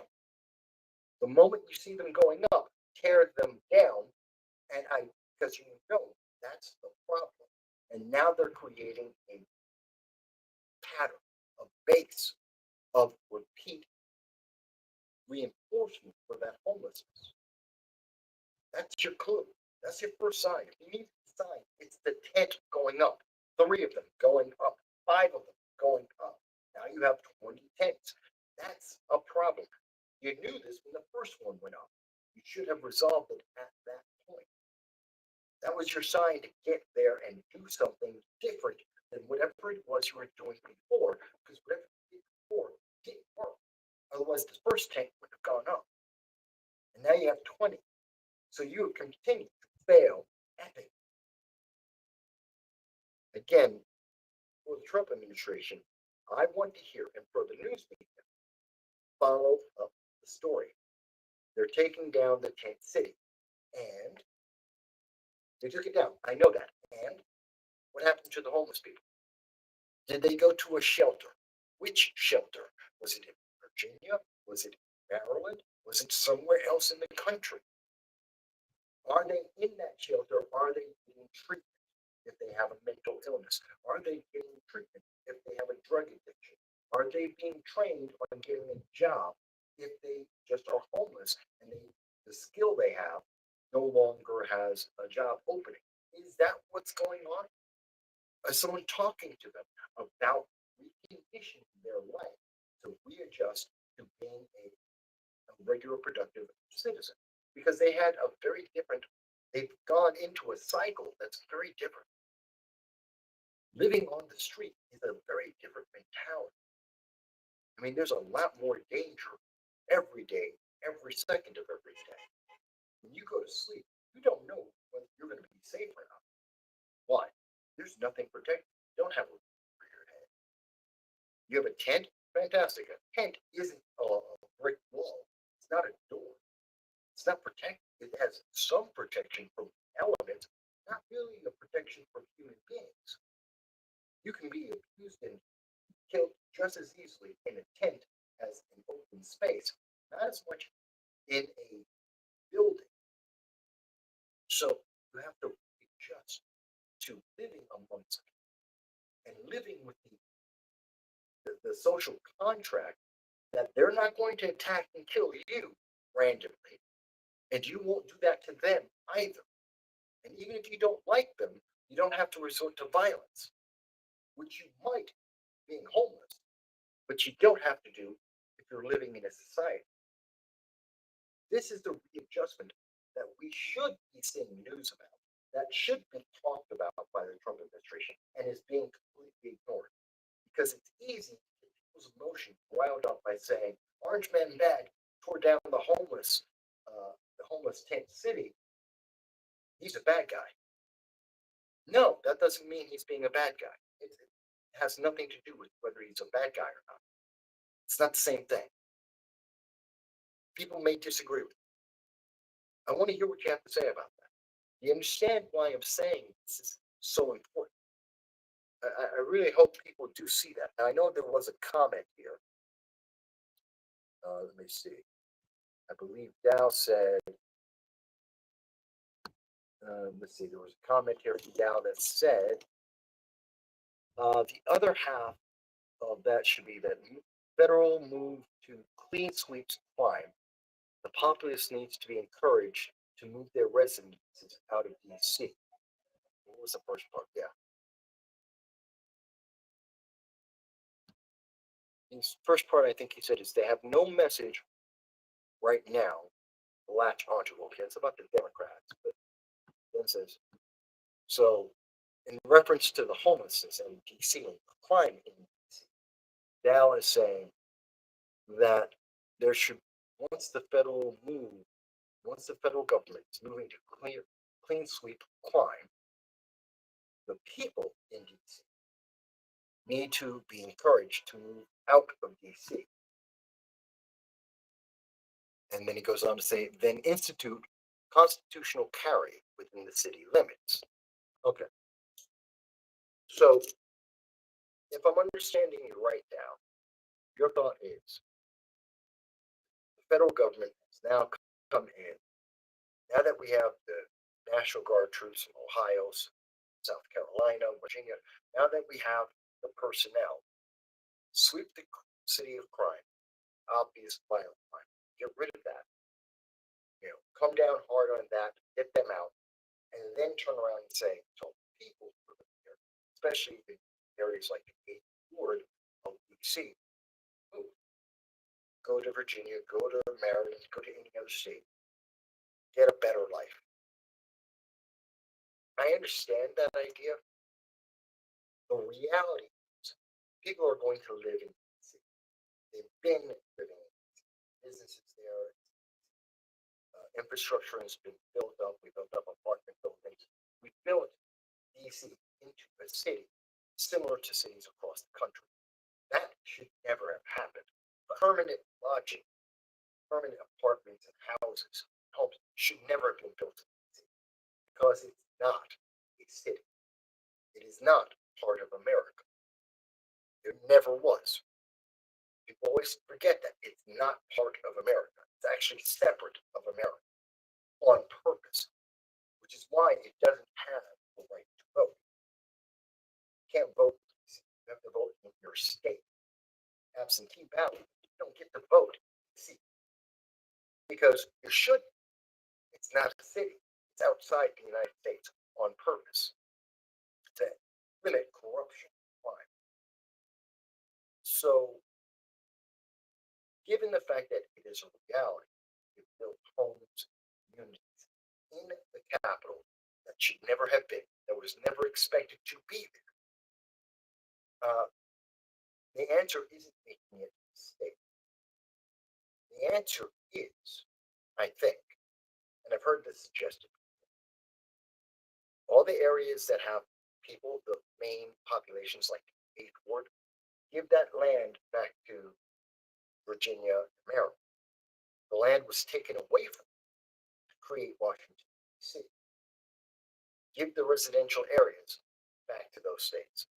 And now it becomes, it's not D.C. problem, it's a Virginia problem, or it's a Maryland problem. And Maryland now has to work with the budget, within their budgets, their state budgets. And part of their state legislature is to work with those states. And people have the right to vote. They would vote in Virginia, state and national elections, or they would vote in Maryland, state, federal elections, because they would be back as part of those states. And their budgets would be part of those states. And representation be in those states. See, in those states. That's how you resolve it. Because DC should not be part of the United States. They don't get a vote. Not because I don't like Democrats. It's because that stops corruption. That stops the crime. That is the intent initially. Because all of what's happening in DC right now, from the homelessness to the crime and corruption, is predictable. And it was predicted hundreds of years ago. We knew this was going to happen. It was always the path that would happen the moment people started living. It became far more corrupt and corruptible. And more crime would seep in. Absolutely. So let's take the opportunity, give the land back. That's what I think should be the answer. People may disagree. I think I was talking with Larry Sharp, my good friend, and he's a libertarian. And I believe I got the idea from him. Might have been Kit Cabello. I think it was Larry Sharp. Because I do listen to people who are leftist, libertarian, third parties. I do listen to their ideas. And sometimes they have good ideas. Republicans don't have all. They're not the only ones with all the good ideas. Other good ideas too. I'll take a good idea that comes from the left or the center or third party. I don't mind. And I think in this situation, that is a good idea. Is it the best idea? Maybe not. If someone has a better idea, please tell me. But I can tell you directly, making DC a state isn't a better solution. It's great for the Democratic Party. It's great for the DNC. see. It's great for progressives and their political agenda. It's not good for America. It's not good for the people. That doesn't help. It doesn't help make things better. It just gives them more political power. It's good partisan. It's not good policy. So that's a little bit about DC. I think that was important in terms of the homelessness, which I absolutely want to see resolved. But it can't just be just take away the tent city. It can't just be that. If it's just that, tent city will come back. Because that's what Newsom already tried that. When China, the Chinese delegation came to California, yeah, when the chairman Xi came to California to visit Gavin Newsom, he took all the homeless people and he threw them out of the city. And as soon as Chairman Xi of China, the Chinese Communist Party, as soon as he left, all the homeless came right back. And Newsom let them. He didn't care. He didn't care that the homeless were in California. He didn't care that they're all over the streets and they're defecating everywhere throughout California. He didn't care about that. He cared about how it looked when he was trying to impress the world leader. He cared when it looked, when he knew that the world was looking at his city and they wanted to make it look clean and safe so that it would advance his political career. He's like, no, it looked all great. Didn't you see all how clean and safe it looked? I mean, I had the world leader there. He would have come clean and safe. Yeah, but that was just temporary. That is authoritarian. What Gavin Newsom did to make California, some of the cities, look better for the political gamesmanship that he was engaging in, that's authoritarian. Media didn't call it that because the media has a political objective, but that's what it was, if we're being honest about it. So, before I move further, because I want to talk a little bit about Trump and Putin and the deal and how that's going to turn around, how that's going to result. I've got about 50% of, well, exactly 50% power left in my battery. We've been going for about an hour and a half, so I'm going to keep going. But before we do that, give me a second. Yes, my mug has coffee. This has water.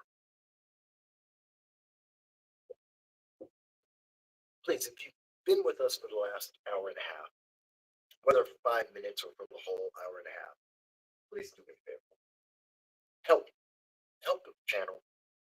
More importantly, help my dog. I'm trying to raise up about $3,500, $3,470 exactly, $3,500. I want to shout out to Kitsugi, and I want to shout out to Peace Logic. They've already donated, between the two of them, they've donated like $52.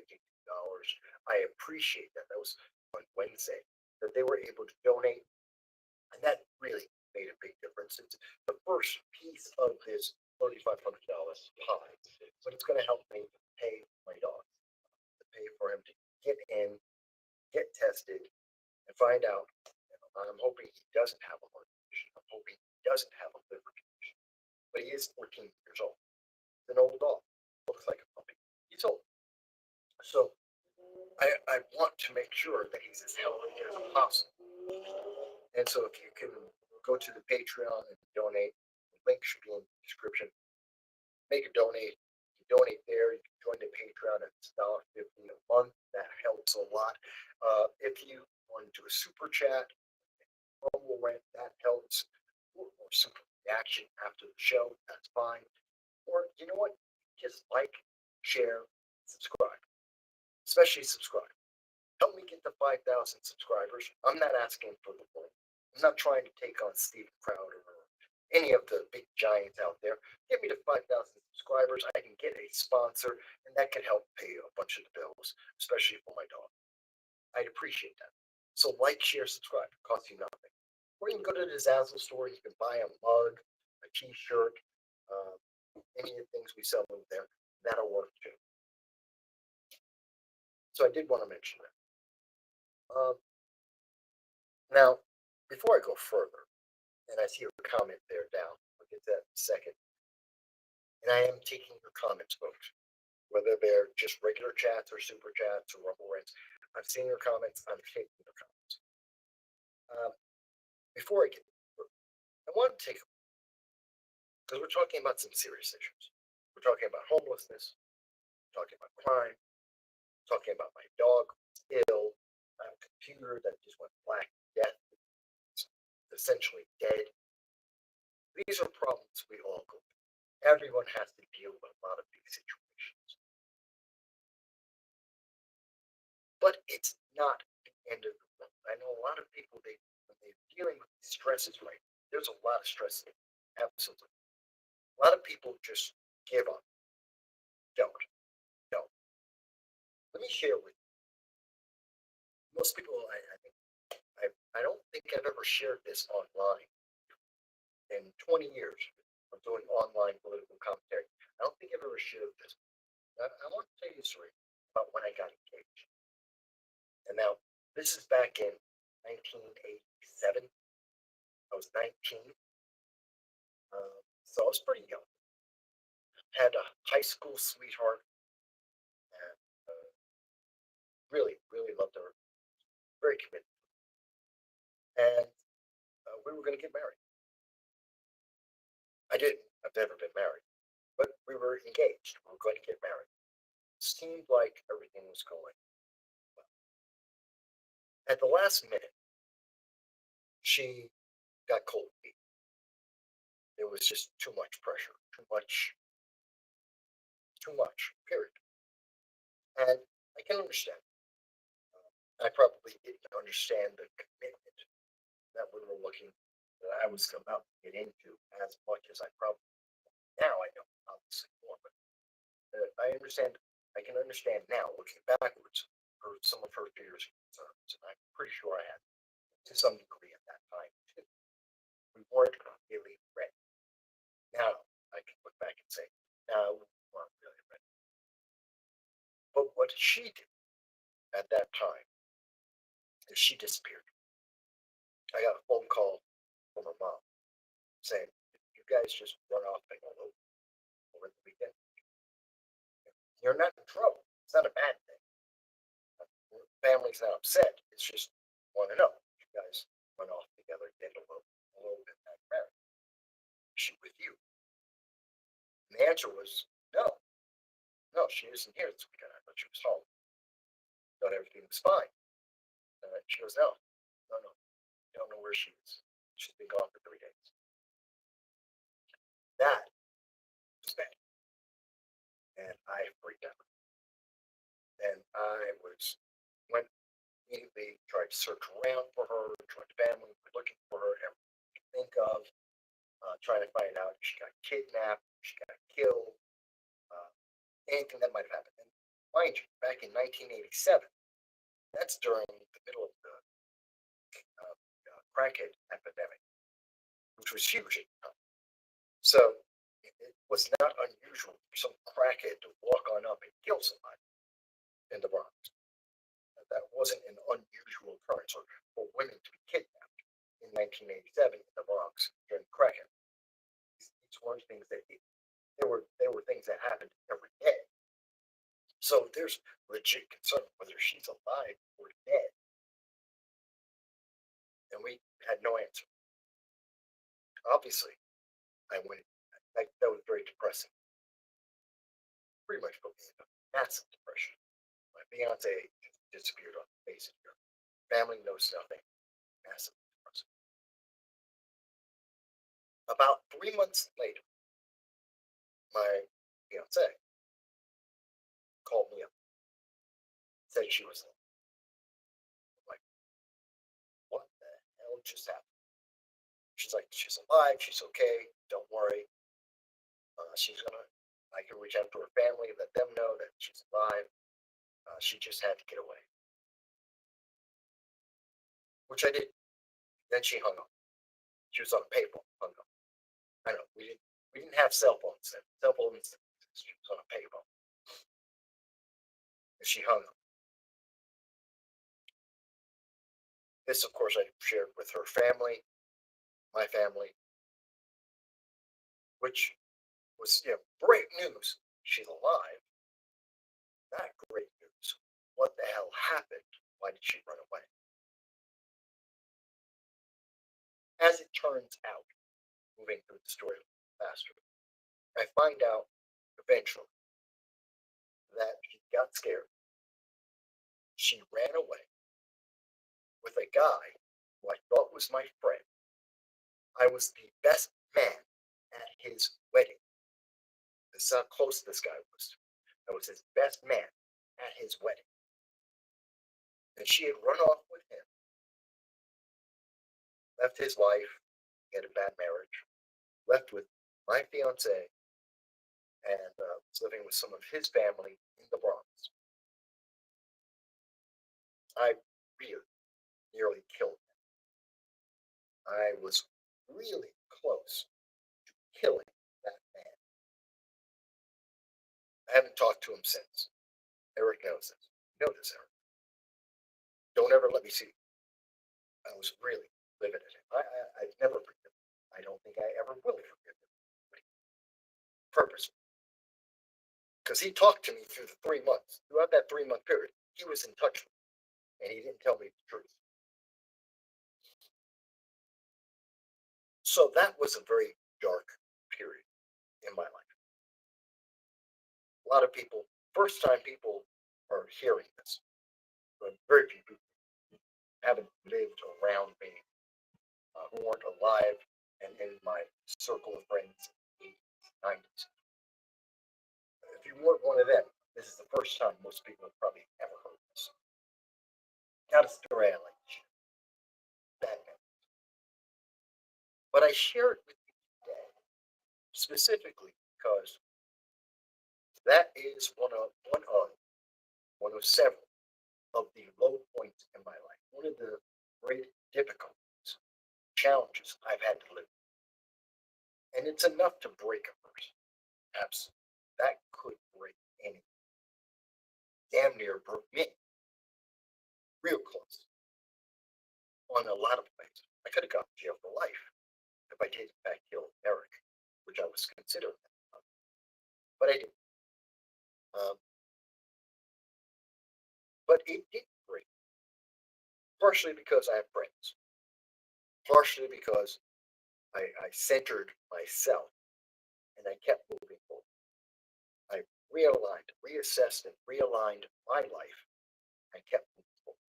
Found a new purpose in my life and moved forward. It was not easy. It was not fun. And the memory isn't great. But I say that to you now because I have been home. Because I have had some great tragedies in my life. And I'm not the only one. Many people have had tragedies as bad or worse, outcomes as bad or worse. And we can survive that. You can survive that. If you are going through great difficulty right now in your life, like some of the things I've gone through, like some of the things I've shared with you guys, don't just suffer. Take a moment to reassess your life, to reconfirm, refocus, and reach out to others. Whether that means reach out to the suicide hotline, reach out to the substance abuse hotline, reach out to the women's health hotline. These hotlines exist. They're there 24 hours a day. They're there to hear your voice and to help. Go to them if you don't want to talk to your friends. If you don't want to talk to your people close to you because you're embarrassed, you're afraid, you're nervous, whatever the reason may be, fantastic.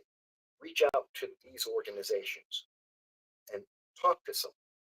If it's nothing else to just let off the steam. I have a friend right now, today, who just got in touch with me. They had to let off. I have a couple of friends who reached out to me within the last couple of months, and they're like, you know what, I need to blow up. I need to just yell at somebody. I just need to get this off my chest. I'm going through things in life, family, my business. I need somebody to just hear me out. Not to judge me, not to pick on me. I just need to get this out. I'm like, that's what I'm here for, bro. Just hit me with it. Tell me whatever it is. I'm not going to judge you. I'm not going to pick on you. I've had enough screw ups in my life. I had enough problems in my life. I get it. So just hit me with whatever the problem is. Talk to me as much or as little as you need about that problem. And if you want me to, at the end of that, if you want to hear me tell you what I think I can do, fantastic. If you don't, if you just want to just get this off, just fantastic. Just do that. If you want solutions or you want me to help you, fantastic. Tell me how much or how little. I'm here for you.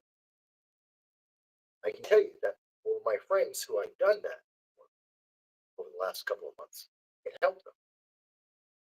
Now, not everyone was like, "Oh, give me advice, Mike. Tell me how to fix this." Didn't happen. That wasn't what they were looking for. They appreciate that I was willing to try, but they just wanted that ear. They wanted a moment to get the pressure off of them for just a few moments, so that they can then take the time to recommit to their life and their goals and their plans and move forward. Sometimes that's all it takes. So if you are having dark thoughts, you are in a dark place. If life is happening to you back to back to back with crap, like your computer just went black screen, and your dog is possibly ill, and you don't have the money, don't let that overwhelm you. Take one thing at a time, focus on it, fix it if you can, talk to people, share with your friends as much or as little as you need to, and take the time to center yourself and just keep going. Things will get better. One way or another, I will find a way to get money for my dog so that he can get treated. I hope, and every little bit, whether it's $2 or 2,000, I don't care. Every little bit you guys can do, fantastic. That helps. Every person who subscribes, that helps. Believe it or not, that helps me get closer to that goal. And that may not be the solution, but it helps. If nothing else, it makes me feel better, which gives me more energy to deal with the problems, to deal with the solutions I need to get to fix that, to fix my computer. Maybe there's someone in the audience that's a genius that knows how to fix a computer. Maybe there's a member of the audience who has an extra modern, current day computer to just donate it. That's up to you guys. I mean, I'm just throwing stuff out there. None of that has to happen. You listen to me talk about this. That helped. And I appreciate it. For just being part of the audience and hearing me share that. That helped me. And I hope it helps you to know that don't be embarrassed. Don't be afraid. Don't swallow by the darkness and difficulty of life happening to you right this moment. It will get different, hopefully better. Eventually, I think better. I've been in war zones, I've been in floods, I've been in fires, earthquakes, I've been hit by a car, I've been attacked by crackheads, had my fiance just abandon me. I've lived through some crap. Guess what? I'm here. These things aren't going to stop you either. It's not me. Stop. Okay. So with that said, I wanted to share that. I wasn't sure. I thought about it before the show started. I said, you know what? It's something that a lot of people didn't know about my life. Figured I'd share it. I just said, you know what? I'm going to share it. Doesn't matter. It's not the best story I've ever talked about in my life, but it's true. So Dal had sent in a comment earlier and said, from everything I've seen pertaining to DC being a federal district, it was never to have a private residence within the city. That's correct. It was absolutely and specifically created to not have permanent residences. Never meant to have people actually live there. It's always meant to be a transition. You went there, it was created so the government could do business, and then you would go back to your home state and deal with the people in your home state. You're not supposed to stay in DC, nor was any business, private business, supposed to be done in DC. Never supposed to happen. Okay. Dow goes on to say it was to have the congressional buildings, the White House. He goes on to say National Historic buildings. Actually, there were no National Historic buildings initially, and it was not intended to have National Historic buildings. That was added later. Important to the U.S. history, and boarding houses, temporary housing for visiting dignitaries and representatives. Yes, it was to have facilities, temporary facilities, for individuals visiting the United States on state business, state affair. Uh, you know, like you said, dignitaries, King of England is coming from America. Uh, Prime Minister of India, whatever. That's true. It was never meant for any people. And that's why Trump is building a bigger wall so that we can have bigger state dinners, bigger state fairs, because America has continued to grow. And actually, we should have done this 100 years ago, the last 50 years. As America's world grew, we should have grown our ability to have bigger state functions with different world leaders. But we didn't. Now we may, and that's perfectly fine. I know people are upset about, well, it's going to cost $200 million and it's all coming in donations. Don't care. Private money. And that money isn't going to Donald Trump. I know people have said that. But it's Donald Trump's going to get that money. No, he's not. That's money going into the United States government. It's building the White House, not Trump's house, not Trump's property. That's the United States property. That's money going for we the people, for our government to be able to do more state business, to be able to conduct the needs of the United States better. I don't care that it costs $20, and I don't care that it's being added on under Trump. If Obama said that he had $200 million worth of donations to build a bigger part of the White House, to add on to the White House, so that the United States could do better business, I'd have said, fine, go do it. I don't care. And in fact, Obama was given the offer by Donald Trump, $100 million. Donald Trump said he'd give Obama $100 million to build this expansion, this wall for the United States government. That's a fact. And the Obama administration said no, because of politics. Not because they didn't think that the White House needed, that the United States needed. They knew we do. We needed to expand. But because they saw it as being a political benefit to Donald Trump, they said no. So rather than improve the ability of the United States to do the business of the United States, the Obama administration would rather the United States have suffered. That's stupid. Obama is an idiot. I don't know why he did that. That was not in the best interest of the United States, but he did. That's just a fact.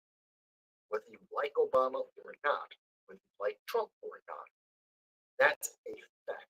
It's documented. We know this happened. We know that was the conversation that was had at the time. Obama said no, so it helped Trump, and they didn't want to help Trump.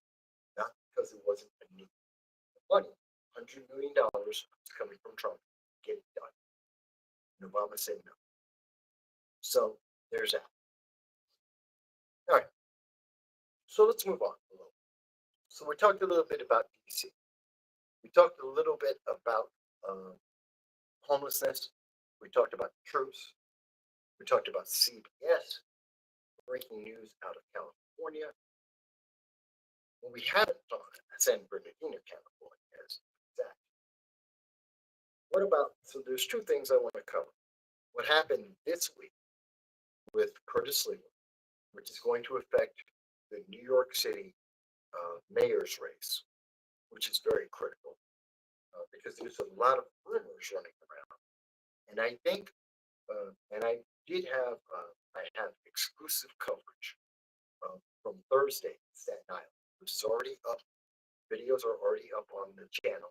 See for yourself about Frank Morano, Curtis Sliwa speaking to the crowd. I think it's very important. This is going to have a direct impact.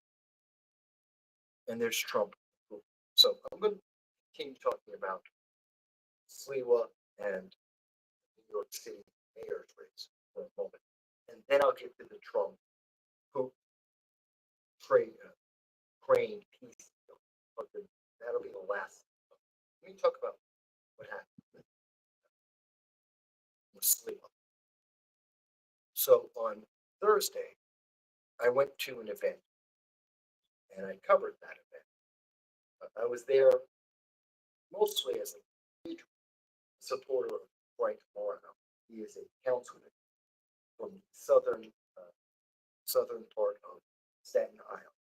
He is a Republican, one of them, 5 Republicans, maybe 8 Republicans in New York City, representing New York City. So there's like 52 representatives in New York City government, and 8 of them are, I believe they are Republicans. And Frank Morano is one of those. And earlier this year, back in May, I was at an event with Frank Morano as well. I think you may have seen me speak with him briefly and directly about the won the primary, which won the seat. Now he's November, he has to keep this, and it looks like he will. So that's why I was in Staten Island this Thursday. And the event, Sid Rosenberg was there, Curtis Sliwa was there, several members of New York State government, as well as New York City government at the event. Well, a lot of prominent. I got to speak to several people. It was great. I spoke to Frank Morano, Councilman Morano, directly, which is great. And Councilman Morano has said that he's willing to do an interview with me. That's his words directly to me, not one of his staffers. So I have every reason to believe that he will live up to his word. He will, at some point near term, before the election, we'll do an interview on this channel. And I thank him for that. I look forward to that interview. But Curtis Sliwa was there too. Now, some people may have seen the image, and again, I'm on my phone, so I can't show it to you right now. But if you go to my Twitter account, X account, whatever you want to call it, you'll see that there's a photo. The lighting was very much red. Everything was kind of purple. I didn't color adjust it. But it's an image of Curtis Sliwa by himself, standing in a corner. Now, I mentioned in my text on this, Curtis Sliwa was there. That's where the food was. Curtis Sliwa was the last person at the entire event. And I find that impressive as hell. Now, for a lot of people who've been in the military, you may have had this experience that normally a good leader, a good officer, they will not eat until every one of their troops, the enlisted men, have been served. This happens a lot. In fact, I think that's a standard. Not every, I don't know about the Army, might be a little bit different. I know in the Navy, that's very true. If the officers are eating with the enlisted eat first, the officers eat last. Usually the officers eat separate, but if they're eating with the enlisted, they will eat last. I know in the Marine Corps, it is consistent. The higher ranks and officers will often serve the enlisted, if not wait until all the enlisted eat first. Then they eat. Why? Because the enlisted get things done. Officers give the command. The enlisted make those commands happen. So if the officer says, take that hill, there's a machine gun pointing directly at us. Run across this open field and take out that machine gun. It's the enlisted that do it. By the way, that happened. That was in France. That's why France called Marines devil dogs. That comes from the Germans. Because in World War I, the Marines, the Germans in the French forest had a machine gun in places, pointing out into open fields. And the Marines went across that field to take out those machine gun places with no defense, no security, no protection. And the Germans would say, who are these dogs of hell? Who would run into the line of fire of a machine gun with no protection, thinking they're going to take out this machine gun, that they're going to kill me? And we did, by the way. Cost a lot of Marine lives, but eventually we did. We did run across an open field, add a machine gun, and take out that machine gun nest and take over the forest and help save France. And the nation of France directly awarded Marines, the Marine Corps, for that act of bravery and valor. And the Germans then dubbed Marines devil dogs. A lot of people don't know that story. That's true. But here's the thing, in terms of what I'm talking about with Curtis Sliwa, officers can give that command, and that same order could come from the Army. You could see that same order coming in Air Force and the Navy, and most likely troops won't do that. There has to be a respect and an appreciation and a dedication by the enlisted through the officer. So officers eat last because whatever their order is, the enlisted do it. They are beholden to the enlisted, and they have to be the best. And if their troops are hungry, when the officers are fed, those troops aren't going to be able to get the job done. They're not going to achieve anything. 9 out of 10, that officer's going to die. That's how that works. And throughout history, that's often been the case. You got some kind of fat cat officer who's just living in the lap of luxury. That doesn't end well. The war doesn't usually go well for them. But if you have an officer that respects their troops, then make sure those troops are taken care of, that war usually goes very well. That analogy is what I'm applying to Curtis Sliwa. When I'm watching Curtis Sliwa, now I was at the event, I think from 7 o'clock when it first started, all the way to the end of the event. And when I arrived 2 minutes after Curtis Sliwa, I saw him actually walk in. As I was getting out of the Uber car to get into the event, I saw Curtis Sliwa walk in the door. So we were there at the same time, and I saw that Curtis Sliwa, he said hello to everybody, and then he positioned himself very close, whether on purpose or not, very close to where the food was going to be distributed, the tables. And I have a couple of photos that actually show Curtis Sliwa where he's at. Not the best quality, whatever. But throughout the entire event, Curtis Sliwa wasn't leaving that location.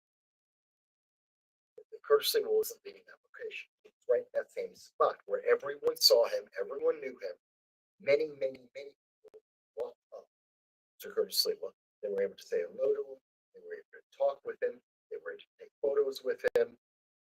When the food came out, Curtis Sliwa was there line, came down and passed by Curtis Sliwa to the servers, and people would get their food, go back to the table, their food.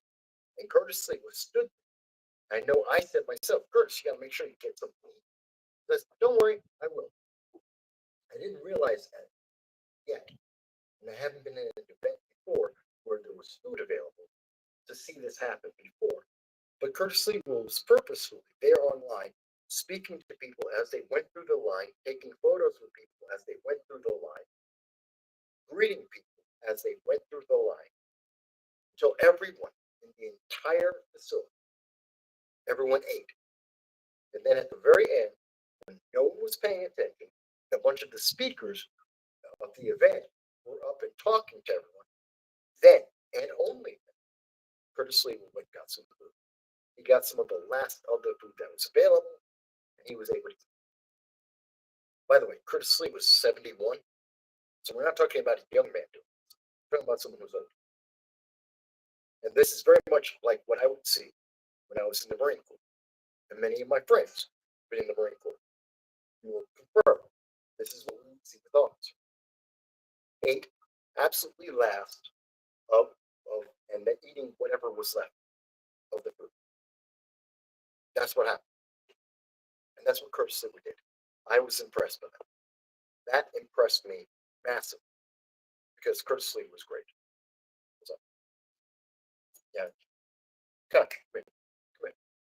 Come say hello to everyone. Talking to my dog. I'm trying to get my dog over. He wants me to go. We're going to go soon.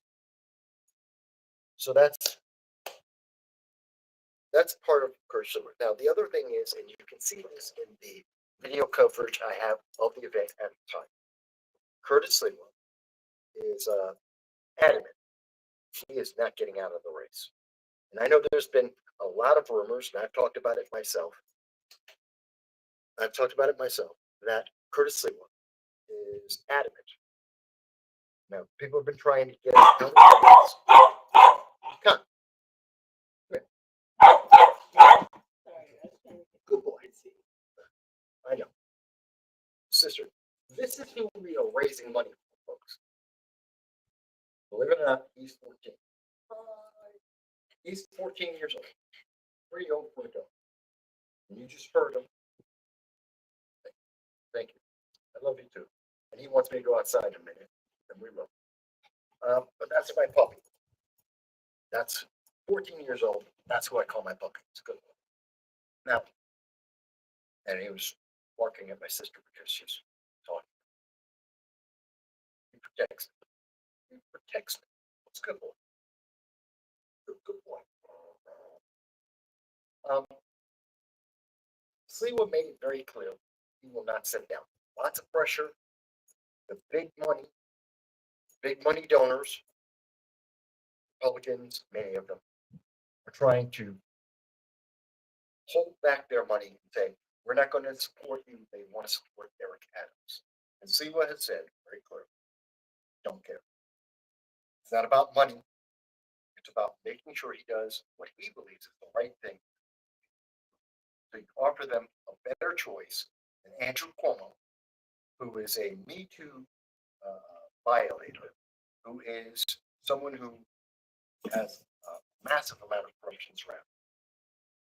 Someone who was responsible for 16,000 New Yorkers who died. He's going to stand up to that. He's going to stand up to Eric Adams, who only has a 20% approval rate. And he's going to stand up to Zoran Mamdani, who is an admitted socialist, and who admitted every policy presented by Zoran Mamdani is a policy, is a copy of a policy that has been done somewhere else and failed. Every single policy Zoran Mamdani has is a failure, is a proven failure somewhere else. So Sliwa says he's going to stay. I respect him. I respect him for what he did that day in terms of food, that example of leadership that is uncalled for. And I guarantee you, 99% of the people in that event did not know or notice that Curtis Sliwa did that. I didn't notice until I was looking around for a reason to Then I noticed it, and then I took a quick picture of it. And Sliwa didn't even notice that I did that. I was across the room. No one noticed. It wasn't done to get people's attention. It wasn't so that someone would take a photo of him. He was in the back. No one was paying attention to him. Everyone was listening to the speakers. I did pay attention. I did notice that. And I think it's commendable. It deserves the attention that he didn't expect he was going to get. So, yeah, Sliwa is not dropping out of the race. Not going to happen. They can't bribe him. There's no amount of money they can give him that's going to get him out of the race. He's not going to get out of this race for money. Whether they get donations or not, it's not going to happen. Okay. Lastly, the Trump Putin, and then I'm only at 33% battery, so I got to go fast here. Plus, I got to take my dog out. Remember, every donation, whether it's on PayPal or SuperChat or Super Reaction or RumbleRant, whatever you do, like, share, that's all going to help my dog, which you just saw. So, Trump and Putin, real simple. Did the talks with Putin fail? Yes. Were we expecting that Trump was going to come out of that conversation with Putin with a peace deal? Unlikely, but possible. It was a possibility. The reality is, it couldn't happen. And that was not because of Trump, not because of Putin. It's because of Zelensky, Ukraine, and Europe, and Democrats here in the United States. They were undermining Donald Trump the whole way through this entire week. They have been saying, around the world, those four groups have been saying, it doesn't matter what Trump says, doesn't matter what deal he comes down to, that no matter what was agreed to, that if Zelensky and Ukraine weren't there, if Europe wasn't part of the deal, that it didn't count. Well, if you're telling me that one of the two people in a negotiation have no power, that whatever they negotiate, no matter what they agree to, has no substance, it isn't binding, then why am I going to agree to anything? You wouldn't, because you're not talking to someone who can actually promise you anything. You're not getting anything effective. It's a waste of time. If any, at the best case, it's preliminary.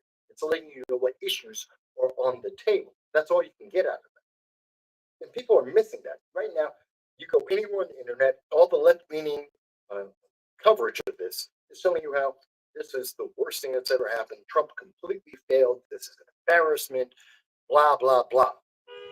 It's not.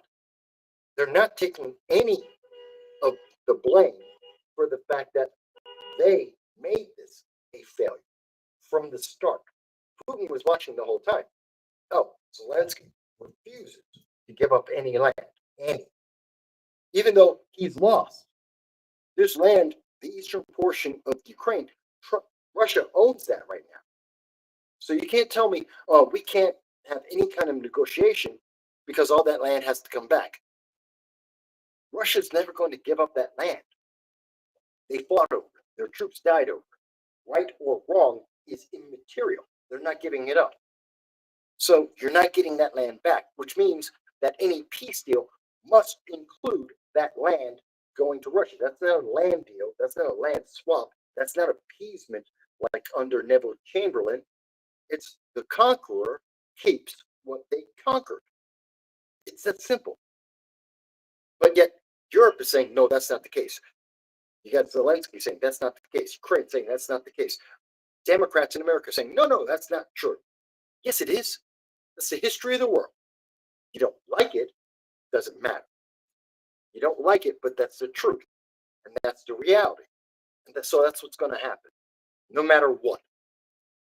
So any conversation that doesn't include Russia keeps what they've captured, it's a no-go. Here's the problem with that.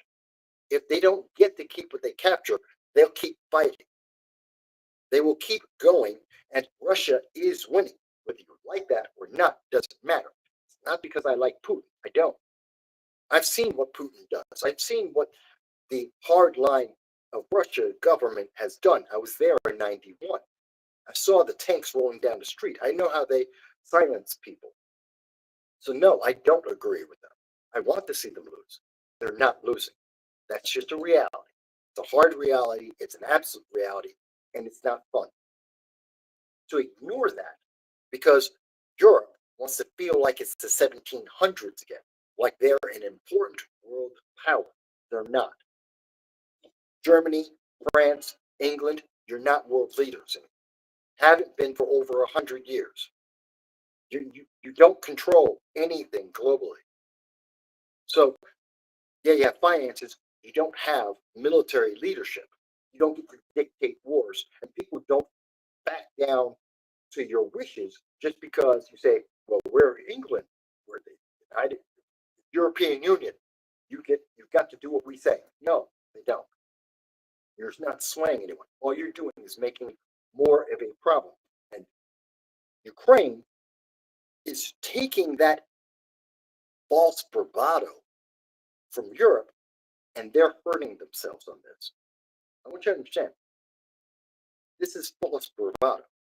Because every time when it's actually come to the light, and European, whether it's Britain, France, Germany, any of the EU, when they've had to deal with it, the answer came down to something very simple.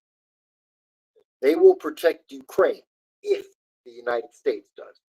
If the United States backs them, they will back up whatever peace deal comes out of the Ukraine. They do nothing without the United States. They can't. They don't have the power, they don't have the capability. So it's for them to stand up now, this last week, and have all this bravado, like they have some kind of control, to insist that they need to be in future negotiations, it's just a waste of time of everyone. Because they're not an important factor. They'll do whatever America says. They'll do whatever America allows. So they don't need to be in the conversation. EU is unnecessary. No one says that. That's the truth. Whether you like it, you may not. That's the truth. As for Zelensky, he's got to give up this idea. And I understand it's in the constitution of Ukraine. They got to get rid of this. You can't just, Russia's never going to give you back what they've taken. You've lost it. You have to accept that. You don't have to give them extra land, but you're not going to get back the land you've lost, and you're not going to win the war. This is a war of attrition. And Russia has more resources, more people, more capabilities, more time, more money. They will win. They are winning, and they will win, and they don't have to rush to it. Ukraine is dying. As a nation, as an entity, they are dying. The longer this war goes, the worse it is for them. They need to end this as fast as possible, which means they need to work with Trump. They have to give up what they already lost. It's that simple. Nobody in the news media wants to talk about that. No one wants to admit their compliance, their help, their aid in making these talks fail. And yes, now Trump will talk to Europe. Yes, he will talk to Ukraine and Zelensky separately. Yes, eventually there's going to be a three-way talk. Fantastic. And none of that matters. Because the only people who actually matter in this conversation is the United States guaranteeing that we're going to guarantee whatever the terms are, and Russia, because they'll admit to stop. That's it. Those are the only two people that matter. Everyone else is just reacting to the consequences of whatever is agreed to. That's how simple it is. Yeah. So that's where we are with that situation. Very simple. But a lot of people just don't want to talk about it. Grace mentioned in terms of Mamdani that the Kansas City stores failed. Yes, so did the free buses and transportation. You're right. All right, folks. So my battery is now at like 25%. My phone's going to die soon. My dog needs to go out, and he's been waiting patiently for me. So It's a short show today, only 2 hours and 15 minutes. But I appreciate each and every one of you. I hope you found this to be informative, interesting, whether it's entertaining or educational or anything else. I hope you enjoyed it enough that you'll check back when we have all of our systems back up. I have my computer fixed, my dog is healthy, and you'll come back and check us out again every Sunday, 2:30 p.m. Eastern Standard Time. I'm here with you guys so that we can have this conversation about all these subjects. I'm more than happy to see your comments after the show and respond to you and provide you any documentation, any of the links that you need for everything that I've talked about today. Don't take anyone's word for it, not even my own. Double check all the sources. You'll see I was correct. Hey guys, I just want you to be well. Don't worry. No matter how bleak it may feel, there is a silver lining. Things can get better. Just may take time, it takes some effort. It can get better. We can improve these things. But with that said, I'm going to take off now, charge up my phone. I hope everyone's going to do well. I love you all. Thank you for being part of my audience, whether it's the first time you're here or it's the 50th time. I appreciate you. I thank you. And I want everyone to do well. I'll talk to you again.